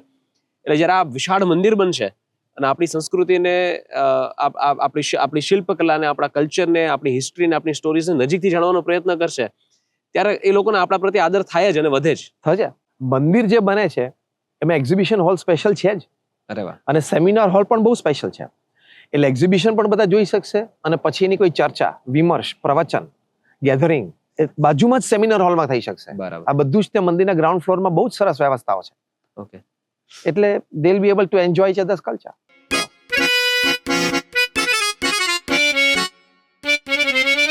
સ્વામી, જ્યારે હવે અહીંયા મંદિર બનશે તેવા ઘણા બધા પરિવારો છે, ભારતીય પરિવારો જે અહીંયા રહે છે, એમના ઘણા બધા બાળકો અહીંયા જ જન્મ થયો અને અહીંયા જ મોટા થયા. તો એ લોકો કલ્ચરલી કેવી રીતે કનેક્ટ થશે આપણા કલ્ચરથી? બીકોઝ હવે મંદિર બનશે તો પરિવારો અહીંયા આવતા થશે રેગ્યુલરલી, તો એ લોકો આપણા કલ્ચરથી થોડા નજીક આવશે, કારણ કે અહીંયા એ ટચ ન મળે જે આપણને ત્યાં મળતો હોય, બેક હોમ ઇન્ડિયામાં મળતો હોય. રાઈટ. તો એ વિશે તમારું શું કહેવું છે?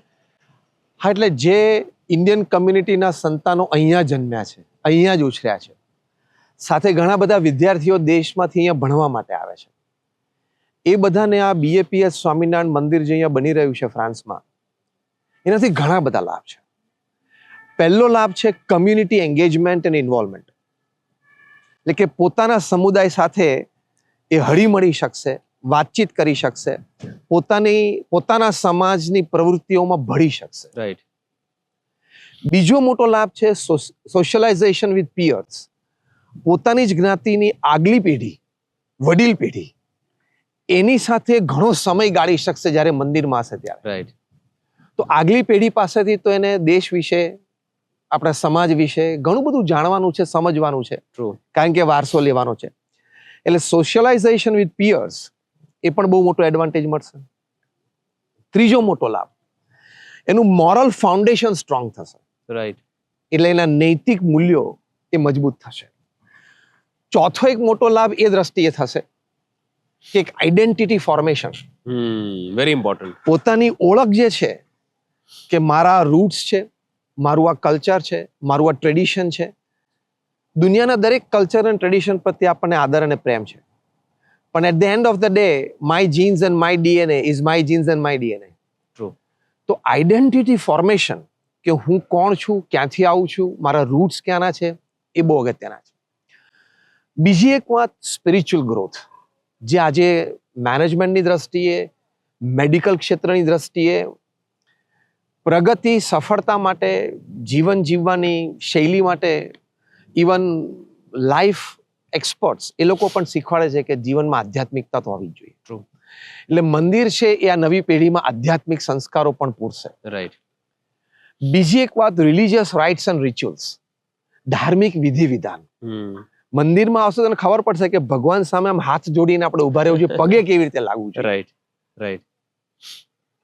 મંદિરમાં આવશે તો ખબર પડશે કે શિવલિંગ ઉપર બીલીપત્ર કેવી રીતે મૂકવું. મંદિરમાં આવશે તો ખબર પડશે કે આરતી કરતી વખતે તાલી કેવી રીતે પાડવી. અને પોતે પણ આરતી ઉતારશે તો એને આરતી ઉતારતા આવડશે. એટલે ઘણા બધા આપણા રિલિજિયસ રાઇટ્સ એન્ડ રિચ્યુઅલ્સ છે, એની એને ખબર પડશે કે ભાઈ એકાદશી એટલે શું, 11 નો ઉપવાસ કેમ કરવા, પૂનમનું શું મહત્વ છે. પછી આપણા અવતારોના જન્મદિવસ એટલે કે એમનો જન્મોત્સવ મનાવાતો હોય. ફોર એક્ઝામ્પલ, ભગવાન રામનો ચૈત્ર સુદ નોમ એમનું પ્રાગટ્ય છે, ભગવાન કૃષ્ણ જન્માષ્ટમી એમનું પ્રાગટ્ય છે, ભગવાન સ્વામિનારાયણનું પણ ચૈત્ર સુદ નોમનું પ્રાગટ્ય છે. તો આ બધા દિવસે મંદિરમાં મોટા મોટા ઉત્સવો થશે. તો આ પેઢીને ખબર પડશે કે આપણા ઇન્ડિયન ફેસ્ટિવલ ટ્રેડિશન શું છે, કે એમાં ડેકોરેશન કેવું કરાય, એનો કાર્યક્રમ કેવો હોય, ભગવાનનો જન્મોત્સવ કેવી રીતે ઉજવાય.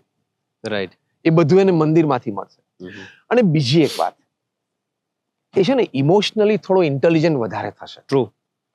કારણ કે મંદિર અને સંસ્કૃતિ સાથે સંકળાય ને એટલે કમ્પેશન લેવલ વધે, એમ્પેથી લેવલ વધે, એની સેલ્ફ અવેરનેસ લેવલ પણ વધે.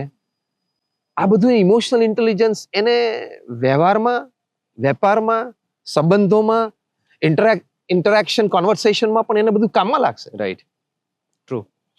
અને છેલ્લી વાત, આ મંદિરથી અહીંની પેઢીને રેઝિલિયન્સ એટલે કે શું કે પ્રતિકૂળ સંજોગોમાં અડગ રહેવું એ Right. પ્રાર્થનાથી, શ્રદ્ધાથી મળે છે. Right. એટલે રેઝિલિયન્સ પાવર વધે.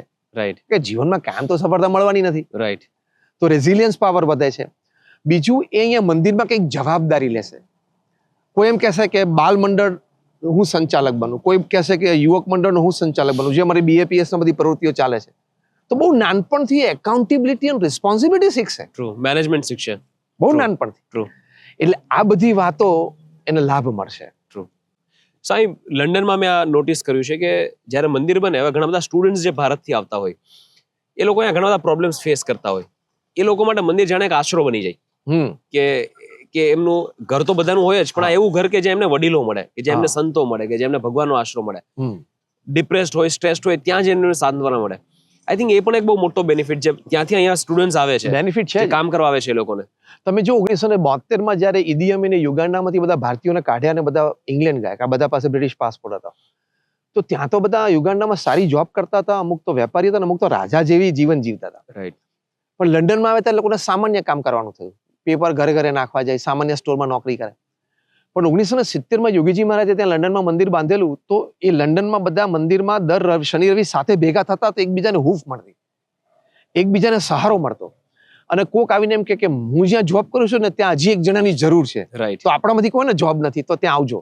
રાઈટ. તો બધાનું જીવન ગોઠવાણું, પરિવાર ગોઠવાણું ટ્રુ. એ લંડન મંદિરના લીધે. અને આની ઉપર એક બહુ જ સારા બ્રિટિશ હિસ્ટોરિયન ચાર્લ્સ કનિંગહેમ એને રિસર્ચ કરી છે કે એશિયન્સ બધા યુગાન્ડામાંથી પહેરેલા કપડે નીકળ્યા, બધું જ ધન સમૃદ્ધિ મૂકીને નીકળવું પડ્યું. પણ અહીંયા લંડનમાં આવ્યા તો ચોક્કસ બધાને દુઃખ હતું, પણ કોઈ ડિપ્રેશનમાં ના ગયું, કોઈએ સુસાઇડ ના કર્યો. એનું શું કારણ? ચાર્લ્સ કનિંગહેમ લખે છે કે because they had faith in God. એ લખે છે કે મંદિર હતું તો બધા ત્યાં ભેગા થતા, એકબીજાને હૂંફ, પ્રેરણા આપતા, એકબીજાનો સહારો બનતા, અને બધા ટકી ગયા. એટલે મંદિર જ્યારે સમાજને આપત્તિ આવે, સમાજમાં લોકોને પ્રતિકૂળતા ઊભી થાય આવી મોટી, રાઈટ, ત્યારે મંદિર છે એ બહુ મોટું કેન્દ્ર સ્થાન છે, જ્યાં હૂંફ મળે છે, પ્રેમ મળે છે, સહકાર મળે છે, એ બધું મળે છે. રાઈટ. સાહેબ, એના પર એક ફોલોઅપ ક્વેશ્ચન એ છે કે મંદિર શું કામ જવું જોઈએ? આજની યુવા પેઢી એવું માને છે કે હું અગર નૈતિક મૂલ્યો મારા સારા છે, હું કોઈનું ખરાબ નથી વિચારતો, ખરાબ નથી કરતો, તો હું સ્પિરિચ્યુઅલ છું અને મારે રિલિજિયસ બનવાની જરૂર નથી, મારે રોજે મંદિર જવાની જરૂર નથી, મારે માળાઓ કરવાની, મારે નામ જાપ કરવાની જરૂર નથી. As long as I am spiritual it is okay, I don't need to be religious. તો એ લોકોને મંદિર સુધી લાવવા કેવી રીતે? You can never be spiritual without being religious. એ સિદ્ધાંત છે. હું તમને લોજિકથી સમજાવું. તમે એમ કહી શકો કે હું એકેડેમિકલી ક્વોલિફાઈડ છું, પણ હું કોઈ દિવસ સ્કૂલે નથી ગયો, કોઈ એજ્યુકેશન ઇન્સ્ટિટ્યૂટમાં નથી ગયો, હું કોઈ પ્રોફેસર પાસે ભણ્યો નથી, મેં કોઈ ટેક્સ્ટબુક રિફર નથી કરી. Without referring a textbook, without having a professor, and without going to a education institute, you can never be academically qualified. True. એમ તમે એમ કહો કે હું સ્પિરિચ્યુઅલ છું, પણ એજ્યુકેશન ઇન્સ્ટિટ્યૂટના સ્થાને મંદિર, પ્રોફેસરના સ્થાને સંત, અને ટેક્સ્ટબુકના સ્થાને આપણા સત્શાસ્ત્રો, એ ત્રણ વગર તમે સ્પિરિચ્યુઅલ ના જ થઈ શકો. એ ત્રણ એ તમારું રિલિજન, એટીટ્યુડ, રિલિજિયોસિટી એ છે. એટલે ધાર્મિકતા વગર આધ્યાત્મિકતા ક્યારે આવતી જ નથી. એ સિદ્ધાંત છે. You can never be spiritual without being religious. Right, right. એના વગર કનેક્શન જ નહીં બને સ્વામી. એ કનેક્શન જોડાવા માટે you need to go through a process. સ્કૂલે જવું પડે એમ મંદિરે જવું પડે, ટીચર પાસે ભણવું પડે એમ સંત સમાગમ કરવો પડે. રાઈટ. અને ટેક્સ્ટ બુક રાખીએ કે રેફરન્સ બુક લાઇબ્રેરીમાં રાખીએ તો એમાં શ્રીમદ ભગવદ્ ગીતા, રામાયણ, મહાભારત, ભગવાન સ્વામિનારાયણનું વચનામૃત રાખવા જ પડે. રાખવા પડે. એ હકીકત છે. અને આટલું બધું મળે છે મંદિરમાં આવવાથી. Community engagement, socialization with your peers, moral formation, identity formation, એ તમારું સ્ટ્રોંગ થાય છે. Spiritual values, religious values, your emotional intelligence, આ બધું મંદિરમાંથી મળે છે. અને અમે તો BAPS સ્વામિનારાયણ સંસ્થામાં બાળ મંડળો, કિશોર મંડળો, યુવા મંડળો ચલાવીએ છીએ. એ રીતે બાલિકા મંડળ, કિશોરી મંડળ, યુવતી મંડળ ચાલતા હોય. We have seen in the last 30-40 years, I'm talking of Dharka myself, in last 40 years I have seen in the organization how children have grown up. How teenagers and youngsters have got values. એના જીવનમાં કેવી રીતે values દ્રઢ થયા છે ને True. કેવા સારા નાગરિકો તૈયાર થયા છે. True. એટલે મંદિર જરૂરી છે. 100%. જો તમારી ઈચ્છા હોય તો તમને એક સરસ પ્રસંગ કહું. Sure Swami, please. 2007ની સાલમાં બીએપીએસ સંસ્થાનો શતાબ્દી મહોત્સવ ઉજવાયેલો. એ શતાબ્દી મહોત્સવમાં એક યુવા દિન હતો. એમાં લંડનના એક યુવક દીક્ષિત પટેલનું અમે સન્માન કરેલું. આ યુવાનને નાનપણથી ઈચ્છા હતી કે મારે રેવેન્સબોર્ન યુનિવર્સિટી, જે ઇંગ્લેન્ડની પ્રસિદ્ધ યુનિવર્સિટી છે ફોર સિનેમેટોગ્રાફી, ગ્રાફિક્સ, ડિઝાઇન, એમાંથી મારે ગ્રેજ્યુએશન કરવું છે. ઓપન ટેસ્ટ ક્લિયર કરીને એડમિશન મળી ગયું. પણ થોડા જ દિવસમાં એમની માતાને પેરાલિસિસનો સ્ટ્રોક આવ્યો. હવે એક જ વ્યક્તિ, એટલે એને માતા બંને જણા ઘરમાં રહેતા હતા, Right. બીજું કોઈ હતું નહીં. એને નિર્ણય લીધો કે મેં નાનપણથી બીએપીએસ સ્વામિનારાયણ મંદિરમાં હું બાલ સભામાં જતો, યુવા સભામાં જતો, ત્યાં મેં શ્રવણની વાત સાંભળી છે. તો આજે ભગવાનની ઈચ્છા છે કે હું શ્રવણ બનું. એને રેવેન્સબોર્ન યુનિવર્સિટીનું એડમિશન જતું કર્યું. વાહ. 2 વર્ષ માતાની સેવા કરી. 2 વર્ષ એમના માતા કંઈક સાજા થયા, પોતાની ક્રિયા કરતા થયા. પછી પાછું એમણે ઈસ્ટ લંડન યુનિવર્સિટીમાંથી આ કોર્સ એને ફોલો કર્યો. લંડનમાં જન્મેલો ને ઉછરેલો આ છોકરો, એને શ્રવણના સંસ્કાર આટલા દ્રઢ હોય રાઈટ. એનું કારણ મંદિર. વાહ ભાઈ વાહ. સાંભળ્યું તો અનુકરણ કરી શક્યા, હા. આપણા મૂલ્યો સાથે નજીક થઈ શક્યા. હા. ખૂબ ખૂબ સાચી વાત છે સ્વામી.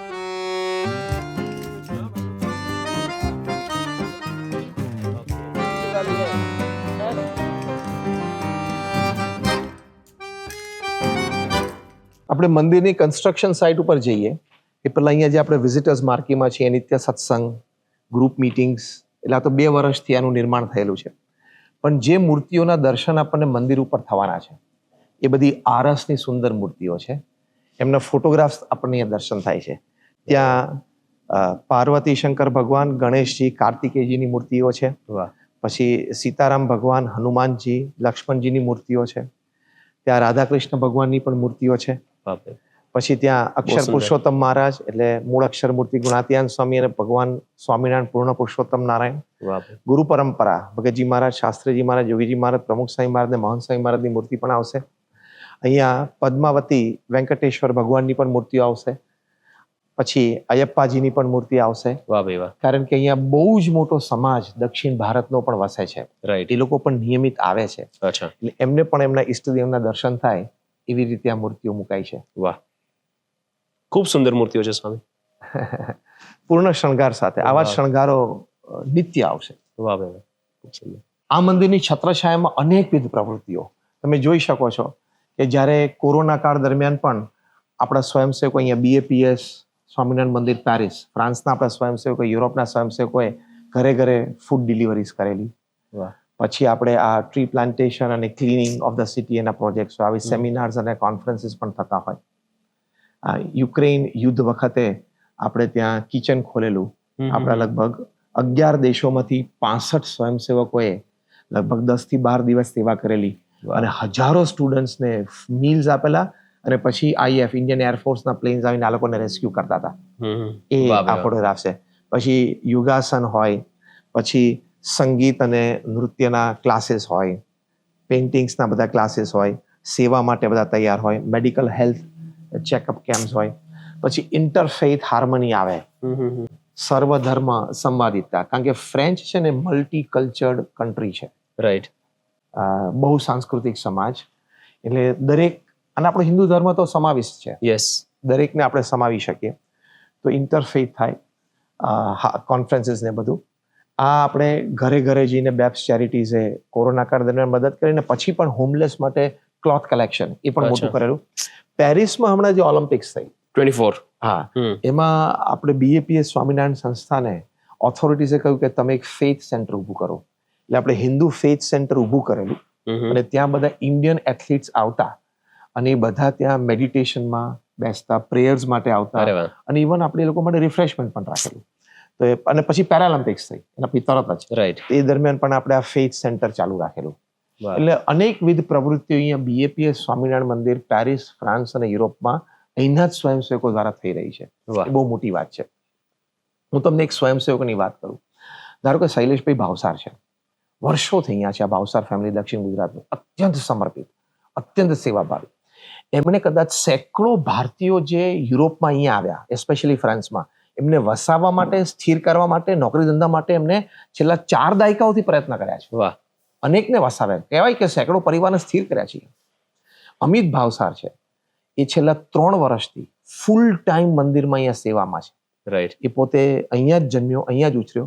નાનો હતો ત્યારે વ્યસની થઈ ગયેલો, સત્સંગના સંપર્કમાં નહોતો રહ્યો, એને સત્સંગનો યોગ થયો, પ્રમુખ સ્વામી મહારાજનો એક સ્પર્શ થયો, એક વાર્તાલાપ થયો, એનું જીવન પરિવર્તન થયું. આજે સેન્ટ્રલ પેરિસમાંથી એનું ઘર છોડીને અહીંયા મંદિરની બાજુમાં અહીંયા બ્યુસી સેન્ટ જોર્જિસમાં એને ઘર લીધું અને ફૂલ ટાઈમ 3 વર્ષથી સેવા. એનો નાનો દીકરો છે, હી મસ્ટ બી જસ્ટ 10, એ નિયમિત એકાદશી કરે છે. વાહ ભાઈ વાહ.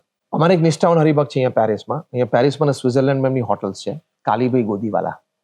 એ તો વર્ષોથી અહીંયા છે, પણ એમને સંતો, કાર્યકર્તાઓ, યુવાનો એ બધા માટેની ટ્રાવેલ્સ, ટૂર્સની વ્યવસ્થા કરવાની હોય. એમનું કિચન કેરાવેન પરમેનન્ટલી તૈયાર હોય. અમે જે પોલેન્ડની બોર્ડર ઉપર યુક્રેન યુદ્ધ શરૂ થયું ત્યારે ઇન્ડિયન સ્ટુડન્ટ્સ અને ઇન્ડિયન કમ્યુનિટી માટે જે જંગલોમાંથી દોડીને યુક્રેનની બહાર આવતા હતા, રાઈટ. એ લોકો માટે 1-2 દિવસની રહેવાની વ્યવસ્થા, જમવાની વ્યવસ્થા એ કાલીભાઈ ગોદીવાલાના કેમ્પમાં, એટલે કે એમના કેરેવેનમાં કરી હતી. વાહ. કાલીભાઈ ગોદીવાલાના કેરેવેનમાં કરી હતી. એમનું આખું કિચન કેરેવેન તૈયાર હોય છે. એ કેરેવેન સ્વયંસેવકો માટે અત્યારે સાઇટ ઉપર પણ છે. રાઈટ.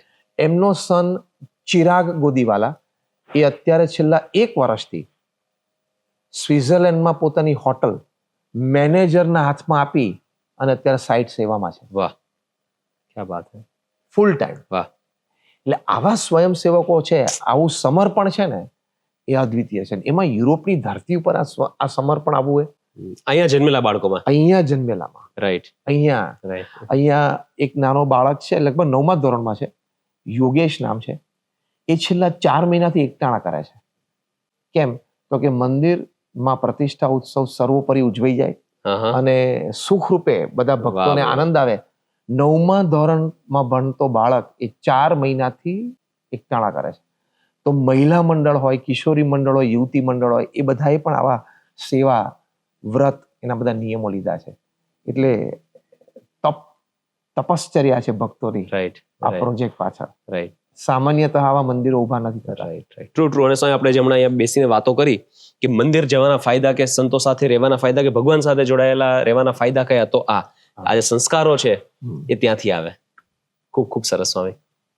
સ્વામી, આ મંદિરનું મોડેલ છે. હા, આ મંદિરનું મોડેલ જે આપણે વાત કરી ને કે 11 શિખરો આવશે અને 15 ઘુમ્મટ અને ઘુમટીઓ આવશે, અને જે આ કલાકૃતિ વાળા સ્તંભ છે એ લગભગ 73 જેટલા આવશે. ગવાક્ષ એટલે કે ખીડકી કહેવાય આપણે, એ પણ 15 આવશે, એટલે 73 આવશે. બરાબર. અને 73 સ્તંભ આવશે. દરેક સ્તંભ ઉપર ભગવાનના ચરિત્રો, આપણા તમામ અવતારો, દેવતાઓ, દેવીઓના ચરિત્રો, જીવન પ્રસંગો બધા ખૂબ સુંદર રીતે આવશે. એટલે this is a wonderful addition to the skyline of Paris. For sure. મેં જે રીતે, એટલે મને એવું લાગે છે કે this will be one of those monuments કે જે લોકો પેરિસ આવે, ક્યાંયથી પણ આવે, એકવાર વિઝિટ કરવા આવશે. અને સીધું ભગવાને પોતાના ધામમાંથી ઉતારી દીધું હોય ને, એટલું અદ્ભુત લાગે છે. ખૂબ સરસ, ખૂબ સરસ. આ સ્વામી કન્સ્ટ્રક્શન સાઇટ પર જઈને આપણે એકચ્યુઅલમાં જોઈએ. યસ કો.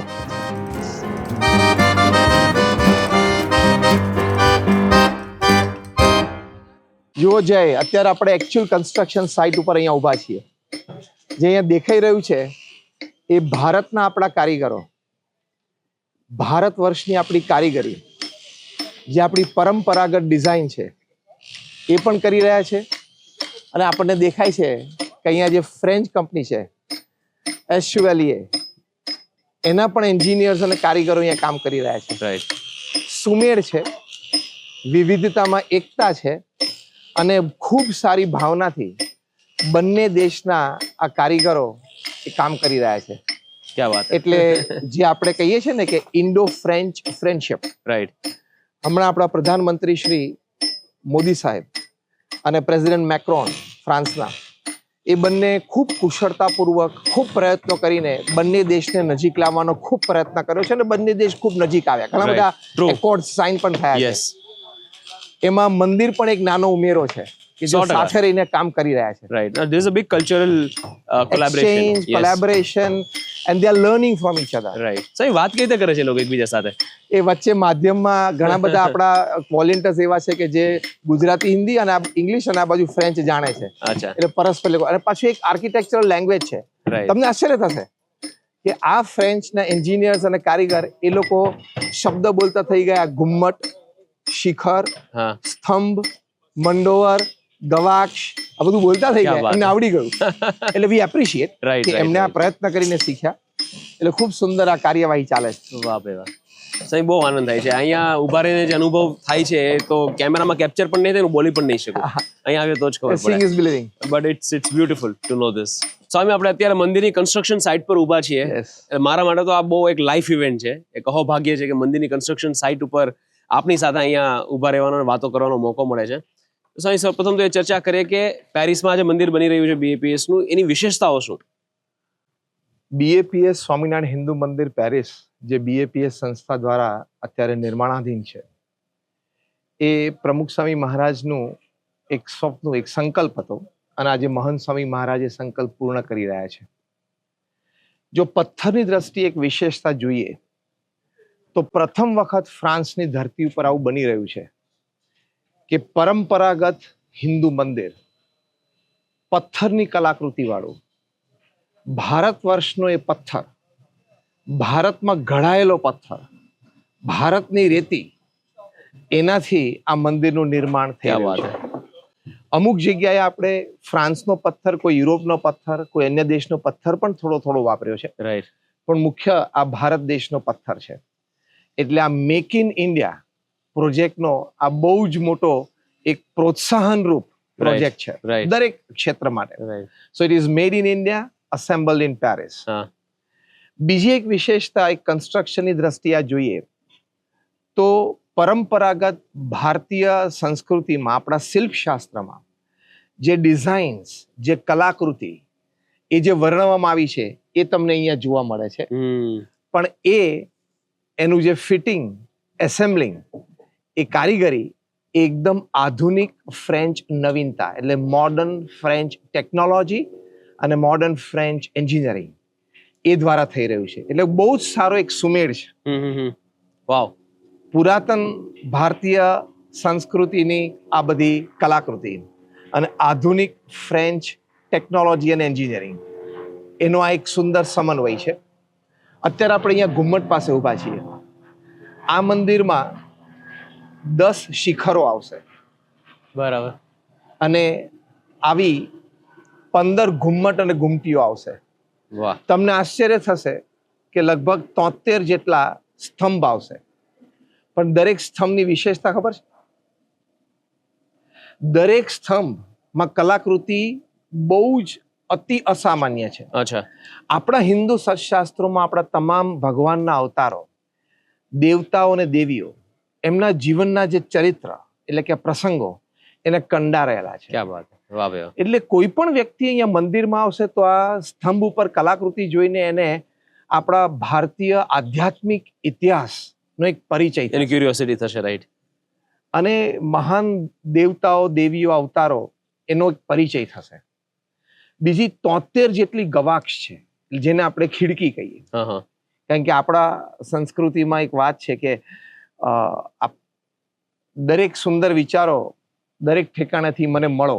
રાઈટ. તો એ બધી જગ્યાએ સુવિચારો ખૂબ સારી રીતે પ્રકાશિત કરવામાં આવશે. નીચે જે મંદિર છે, મંદિરની સામે જે સ્તંભ પંક્તિ છે, એમાં ભગવાન સ્વામિનારાયણ પોતે 49 વર્ષ પૃથ્વી ઉપર રહ્યા.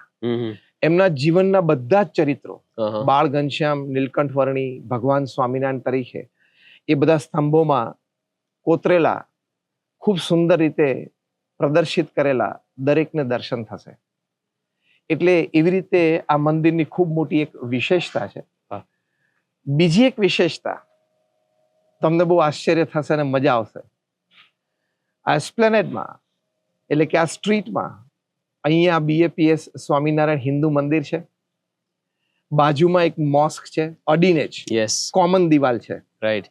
Right next door neighbour mosque છે. એની બાજુમાં ઇથોપિયન ચર્ચ છે. નેક્સ્ટ ડોર નેબર એમનાથી એક લાઓશિયન એ બુદ્ધિસ્ટ ટેમ્પલ છે, એની બાજુમાં છે એ તાઇવાનીઝ બુદ્ધિસ્ટ ટેમ્પલ છે, અને પછી કેથોલિક ચર્ચ માટેના પ્લોટ અને એક્ટિવિટી માટેની પણ એક વ્યવસ્થાઓ છે. એટલે આ રસ્તો છે ને હા, એ યુનિટી ઇન ડાયવર્સિટી છે. Wow, it is a path to peace. Right, એટલે એક શાંતિનો રાજમાર્ગ છે.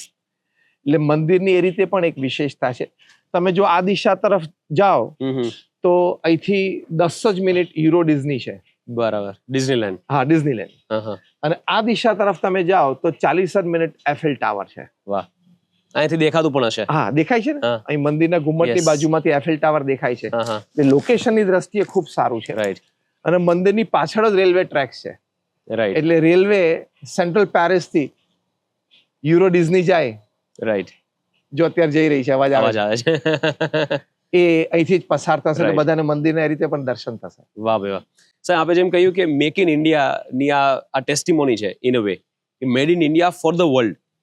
સ્વામી, હું કદાચ આ કહીશ તો થોડું બોલ્ડ લાગશે, પણ મને એવું લાગે છે કે જે હિસાબથી આપણે મંદિર બનાવીએ છીએ, મને એવું લાગે છે કે this will become one of those places that people who are travelling to France wood want to C.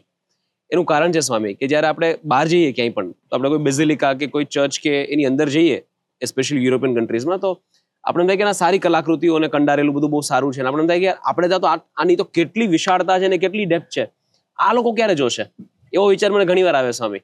પણ હવે અહીંયા મંદિર બને છે ને આપણી એ જ બધી કલાકૃતિની વિશેષતાઓ એ લોકો અહીંયા આવીને નિહાળશે, એ વાતનો મને સૌથી વધારે આનંદ છે. બહુ સાચી વાત છે, કારણ કે દરેક દેશ પાસે પોતાની વિશેષતા છે. હા. ફ્રાન્સ દેશ પાસે પણ પોતાની એક વિશેષતા છે, એટલે કે કલાકૃતિ અને કન્સ્ટ્રક્શન. એમ ભારત વર્ષ પાસે આપણી પાસે પણ એક વિશેષતા છે, કલાકૃતિની દ્રષ્ટિએ, બાંધકામની દ્રષ્ટિએ. એટલે એક સારું એક્સચેન્જ થશે. રાઈટ, અત્યારે તમને જોવા મળશે કે અત્યારે ભારતીય મેસન્સ અને આર્ટિસન્સ એ અહીંના ફ્રેન્ચ મેસન્સ અને આર્ટિસન્સ સાથે રહીને કામ કરે છે. રાઈટ. એટલે આ જોવાનો અવસર અહીંયા આવતા તમામ યાત્રીને રાઈટ, અને અહીંના સ્થાનિક લોકોને બેયને પ્રાપ્ત થશે. રાઈટ. સ્વામી, મેં એવું પણ સાંભળ્યું છે કે this is built to last for more than 1000 years. આ પથ્થરનું બાંધકામ છે, એટલે કેટલી જનરેશન્સ મંદિરનો લાભ લેશે. ઘણી બધી પેઢીઓ જોશે. વાહ વાહ, ગ્રેટ ગ્રેટ. સ્વામી, આપણે એકવાર વર્કર્સને બધા કામ કરે છે થોડું જોઈએ. આ પ્રેમથી Yes, પ્રેમથી yes yes, we go yes. Yes. આ મંદિરનો મુખ્ય પ્રવેશ છે, બરાબર. પણ એ ઉનાળા દરમિયાન, કારણ કે બરાબર. અહીંયા ટેમ્પરેચર્સ 0 અને માઇનસમાં જતા હોય, હા, હા, એટલે શિયાળામાં તો એન્ટ્રન્સનો ઉપયોગ નહીં થાય. એટલે પાછળથી હીટિંગ પેસેજ જે છે રાઈટ, ત્યાંથી બધા ઉપર આવી શકશે. અને આ Right. મુખ્ય મંદિર અહીંયા દર્શન થશે, મૂર્તિઓ બધી અહીંયા આવશે અને Right. લોકોને દર્શન અહીંયા થશે. પણ સ્વામી, ઇન્ડિયા જેવું જ છે, એકદમ વિશાળ એન્ટ્રન્સ છે. આ વિશાળ, ભવ્ય, સારું, સારા લોકો ઉત્સવ દરમિયાન ખૂબ સારી સંખ્યામાં બધા આવી શકે. સાહેબ, અમે લોકો જ્યારે મંદિર આવતા હતા ત્યારે અમને હરિભક્તોએ કહ્યું કે આ મંદિર અહીંયા બનવાની શરૂઆત થઈ ત્યાર પછી આખો આ જે વિસ્તાર છે ત્યાં ઘણું ખરું ડેવલપમેન્ટ થયું છે. અરે હા, ઘણું બધું. નહીં તો આ બાજુના વિસ્તારોમાં આટલા વર્ષો પહેલા આટલો બધો વિકાસ હતો નહીં, પણ મંદિર નિર્માણનું કાર્ય શરૂ થયું એટલે આજુબાજુના વિસ્તારોનો ઘણો વિકાસ થયો. અને તમે જોવો છો એક વિશેષતા કે અહીંયા સ્ટોન અને વુડ એનું કોમ્બિનેશન છે. રાઈટ. આ જે કલાકૃતિ છે બહુ સુંદર છે સ્વામી. આ ભારતમાં આપણા કારીગરો જે લાકડા ઉપર કામ કરી શકે છે, લાકડા ઉપર કલાકૃતિ કરી શકે, રાઈટ, એ લોકોએ કર્યું છે. અને એ લોકોએ ત્યાંથી પછી આપણે અહીંયા લાવ્યા. એવી રીતે આ પથ્થરનું કામ કલાકૃતિ એ પણ થયું છે. એટલે it's a very good combination of wood and stone. Wow. એનું આ કોમ્બિનેશન છે. Swami, I am so surprise. મને આશ્ચર્ય એ વાતનું થાય છે કે આટલું બધું કામ ત્યાં અને અહીંયા આ 2 વર્ષમાં થઈ ગયું છે. હા હા, સારી સ્પીડમાં કામ કરે છે. હા, આ ભાઈઓ પણ જો કે Right. તમે ફ્રેન્ચ એન્જિનિયરિંગ કંપની તરફથી કાર્ય કરે છે. રાઈટ. આપણા કારીગરો પણ બહુ સારી રીતે કામ કરે છે. એટલે hopefully everything will be completed. અને 6 સપ્ટેમ્બર 2026 મોહન સ્વામી મહારાજ પ્રતિષ્ઠા કરશે. વાહ ભાઈ વાહ, એટલે ભવ્ય થશે, ભવ્ય થશે. ખૂબ સુંદર. સ્વામી, એવરીથિંગ અબાઉટ ધીસ મંદિર ત્યાં is જો so ને inspiring. તમે જો આ ઉપરના તમે એ જો પિલર્સ બધા, એ બધા જ લાકડાની ફાઇન કલાકૃતિ છે. રાઈટ. આ બધું ત્યાંથી કાર્ગોમાં આવે. હા, ત્યાંથી બધું જ કાર્ગો વાહ, આવે વાહ. ત્યાંથી. વાહ, ખૂબ સુંદર. This is main entrance. એટલે ઇન વિન્ટર્સ. હા, વિન્ટર ટાઈમમાં અહીંયાથી એન્ટ્રન્સ હા, આવશે, આ જગ્યાએથી. ઓકે. કારણ કે હીટિંગ જોઈએ ને, રાઈટ, કારણ રાઈટ. કે ટેમ્પરેચર્સ બહુ ડાઉન જાય, એટલે અહીંથી એન્ટર થશે બધું. Great great. Swami Maharaj, paver block છે, આ બાજુ Yes. ગાર્ડન્સ છે. હજી મંદિર વિશે ઘણી બધી ચર્ચાઓ કરી છે સ્વામી, એ હા. આપણે હવે ટેન્ટમાં જઈને કરીએ. હા. સ્વામી, મારા મંદિર પાછળની જર્ની જાણવી છે, એનો ઇતિહાસ જાણવો છે કે ક્યારે વિચાર આવ્યો કે પેરિસમાં મંદિર થવું જોઈએ અને કેમ પેરિસમાં મંદિર? તો થોડો મને ઇતિહાસ તમે જણાવી શકો તો. 1970ની સાલમાં યોગીજી મહારાજ, એટલે અત્યારે મહંત સ્વામી મહારાજ ગુરુ છે, એમના દીક્ષા ગુરુ, એ લંડન પધારેલા સત્સંગ વિચરણ માટે. લંડનથી પાછા દેશમાં એટલે મુંબઈ પધારતા હતા તે વખતે એમના પ્લેને અહીંયા પેરિસમાં લેન્ડિંગ સ્ટોપ ઓવર કરેલું. એ વખતે યોગીજી મહારાજે પ્રમુખ સ્વામી મહારાજ અને મહંત સ્વામી મહારાજને કહ્યું કે તમે ઠાકોરજીની મૂર્તિ લઈને નીચે ટેરમેક ઉપર એટલે નીચે એરપોર્ટ ઉપર જાઓ, અચ્છા. એટલે ઠાકોરજીથી એટલે ભગવાનની મૂર્તિથી પેરિસની ભૂમિ પવિત્ર થાય. એટલે પ્રમુખ સ્વામી મહારાજ અને મહંત સ્વામી મહારાજ બંને ભગવાનની મૂર્તિ લઈને નીચે એરપોર્ટ ઉપર ઉતરેલા. અરે તે વાહ. વખતે તો આ બધું પોસિબલ હતું, અત્યારે નથી સ્ટોપ ઓવર્સમાં. હમ. અને યોગીજી મહારાજે તે વખતે સંકલ્પ કરેલો કે અહીંયા સત્સંગ ખૂબ વધે અને અહીંયા મંદિર થાય. એટલે એવા મહાન સંત ભગવાન સ્વામિનારાયણના અખંડ ધારક સંત એમના સંકલ્પથી આ મંદિર થયું છે. અને પછી ઉત્તરોત્તર 1982માં પરમ પૂજ્ય ડોક્ટર સ્વામી પધાર્યા, 86ની સાલમાં પરમ પૂજ્ય મહંત સ્વામીજી મહારાજ પધાર્યા, 88માં પ્રમુખ સ્વામી મહારાજ, પાછા 95માં 97માં 2000ની સાલમાં પ્રમુખ સ્વામી મહારાજ પધાર્યા. એ વખતે સત્સંગ સભાઓ થઈ. અને યુકેના આપણા હરિભક્તો અને કાર્યકર્તાઓ પણ નિયમિતપણે અહીંયા આવતા સત્સંગ માટે, સંપર્ક માટે, હિન્દુ ધર્મના પ્રચાર પ્રસાર માટે, એટલે કે આપણા ભારતીય ભાઈઓમાં. એવી રીતે આ સત્સંગની શરૂઆત થઈ. એટલે ધીસ ઇઝ ધ હિસ્ટ્રી. બરાબર. પણ પછી સ્વામી ખબર કેવી રીતે પડી કે એ મંદિર બની શકે એમ છે અને પ્રોસેસ કેવી રીતે સ્ટાર્ટ થઈ? થોડી એની પણ આપણે હિસ્ટ્રી કહીએ. કારણ કે અહીંયા પેરિસમાં મંદિર કરવું, આવું કોઈ પણ ધર્મસ્થાન, એ કોઈ સામાન્ય વાત નથી, અતિ અસામાન્ય વાત છે. અહીંયા મંદિર કરવાનો તો યોગીજી મહારાજનો સંકલ્પ હતો, એટલે પ્રમુખ સ્વામી મહારાજ અને મહંત સ્વામી મહારાજે ખૂબ સુંદર પ્રયત્નો કર્યા અને આજે આપણે જોઈ રહ્યા છીએ કે થયું. પણ અહીંયા જે એસ્પ્લેનેટ છે ત્યાં સરકારે નક્કી કર્યું કે અહીંયા બધા ધર્મ સંસ્થાઓ આવે. BAPA સંસ્થાએ પણ આ જમીન અહીંયા ખરીદી અને અહીંયા આખું આ મંદિર નિર્માણ ચાલુ કર્યું. સરકારશ્રીએ આખો આ બેલ્ટ નક્કી કરેલો, ફ્રાન્સ સરકારે, એટલે એમને પણ આ ધાર્મિક સ્થાનોના નિર્માણમાં અનેક રીતે મદદરૂપ થયા છે. એટલે કે સહજતા અને સાનુકૂળતા બતાવી છે. રાઈટ. એવી રીતે આ શરૂ થયો પ્રોજેક્ટ. રાઈટ. સાહેબ, મંદિરે આવવાના ઘણા બધા લાભ આપણે મુખ્યત્વે એવું સાંભળતા હોય કે મંદિરમાં આવવાથી તમને આંતરિક શાંતિ અને આંતરિક શુદ્ધિ મળે, તમારી આત્મા શુદ્ધ થાય. અત્યારની પેઢીને માત્ર આત્માની વાતો નથી કરવી કે મને બાહ્ય જીવનમાં રિયલ લાઈફમાં શું ફાયદો થાય, હું શું કામ મંદિરે જાઉં. દે ફોલો લોજિક. તો બાહ્ય લાભ કયા? મંદિર જવાથી મારી લાઈફમાં શું સુધારો આવે?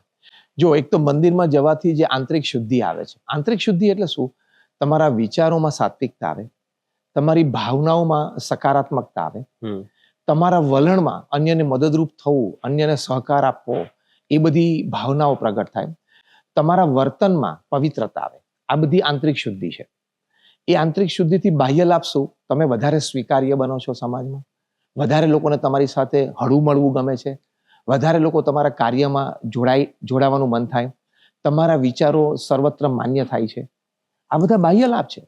તમે ટોપ ક્લાસ મેનેજમેન્ટ ગુરુઝને ભણો, Stephen Covey, Og Mandino, Ken Blanchard, Anthony Robbins, Robin Smith, આ બધા top class management and leadership gurus એ આંતરિક શુદ્ધિની વાત કરે છે. You have to be refined from within to have a better class of your own self from outside. True. આપણે પાણીનો ગ્લાસ પીએ, પાણી પીએ છે ગ્લાસમાંથી, રાઈટ. તો એ ગ્લાસને ધોઈએ તો અંદરથી પણ ધોઈએ છે. ટ્રુ. ખાલી બહારથી નથી ધોતા. અંદરથી જ પહેલા ધોવો પડે સ્વામી, મુખ્યત્વે તો. કેમ કે પાણી અંદર છે, ટ્રુ.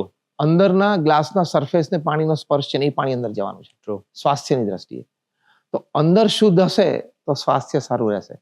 અહીંયા પણ અંદર શુદ્ધ હશે તો વહીવટ વ્યવહાર અને સંબંધો સારા રહેશે. રાઈટ. પ્રમુખ સ્વામી મહારાજ કહેતા કોઈનું પણ અહિત થાય એવો મને વિચાર નથી આવ્યો.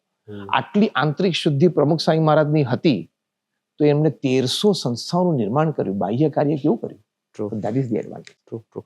આમ પણ આપણે સાંભળ્યું છે કે ઘણા બધા જે હાઈલી સક્સેસફુલ લોકો હિસ્ટોરિકલી, સ્ટીવ જોબ્સ છે, માર્ક ઝકરબર્ગ છે, એવા ઘણા ઇન્ટરનેશનલ એવા ઘણા બધા લોકો થઈ ગયા કે જે આંતરિક શુદ્ધિ માટે કે એ લોકો સેલ્ફ એનલાઇટનમેન્ટ નો શબ્દ ઉપયોગ કરે કે હું ઇન્ડિયા ગયો, કોઈ આશ્રમ ગયો, મને સેલ્ફ એનલાઇટનમેન્ટ થયું, ત્યારબાદ એ લોકો જે ઊભું કર્યું એ આપણે જોઈએ છીએ. ને આપણે ત્યાં પણ એવા ઘણા બધા મોટા મોટા લોકો છે વેરી સ્પિરિચ્યુઅલ.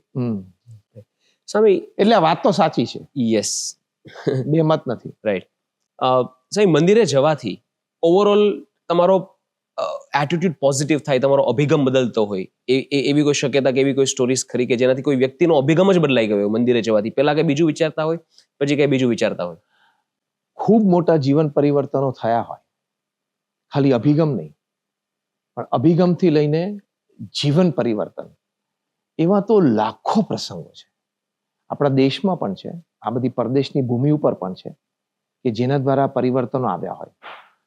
ત્યાં દક્ષિણ ગુજરાતનું ડાંગ જિલ્લામાં ચિંચવાડા ગામ છે. ગણેશ રાવત નામના વ્યક્તિ સવારે 5 વાગે ઘૂંટડો પીવાનો, રાત્રે 12 વાગે છેલ્લો ઘૂંટડો પીવાનો, દારૂ. એમાં જમીનો બધી ખોઈ. એમના પત્ની કોકને ત્યાં ખેત મજૂરી કરે.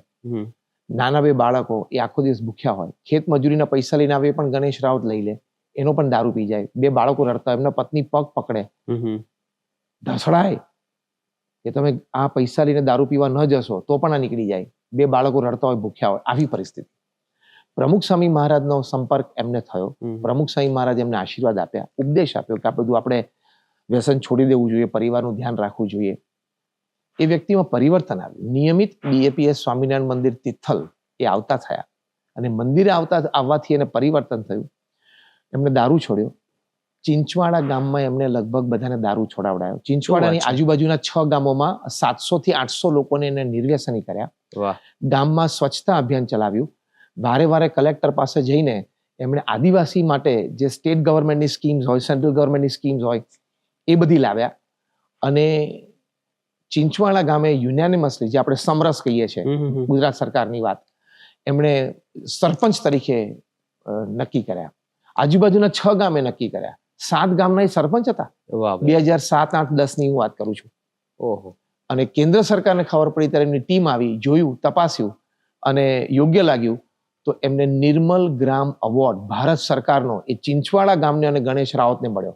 અને એ એવોર્ડ લેવા માટે રાષ્ટ્રપતિ ભવનમાં રાષ્ટ્રપતિની સામે ઉભા હતા ત્યારે રડી પડ્યા કે ધીસ એવોર્ડ બિલોંગ્સ ટુ પ્રમુખ સ્વામી, નોટ ટુ મી. અને સ્ટ્રેટ હવે પ્રમુખ સ્વામી મહારાજ પાસે આવીને કીધું, સ્વામી આ એવોર્ડ તમારો છે. પ્રમુખ સ્વામી મહારાજ કહ્યું ના, તમારો છે, કે તમે નિર્ણય કર્યો કે મારે જીવનમાં પરિવર્તન લાવવું છે, તમને મંદિરથી પ્રેરણા મળી અને તમે પુરુષાર્થ કરીને આટલું સારું કાર્ય તમારા આદિવાસી બેલ્ટમાં કરી શક્યા. અને એટલે સાંજે એક કાર્યક્રમની ઈચ્છા થઈ એટલે પ્રમુખ સ્વામી મહારાજે પણ ફરી એક વિધિ કરીને એમને એવોર્ડ આપ્યો. આ તો મેં તમને એક પ્રસંગ કીધો.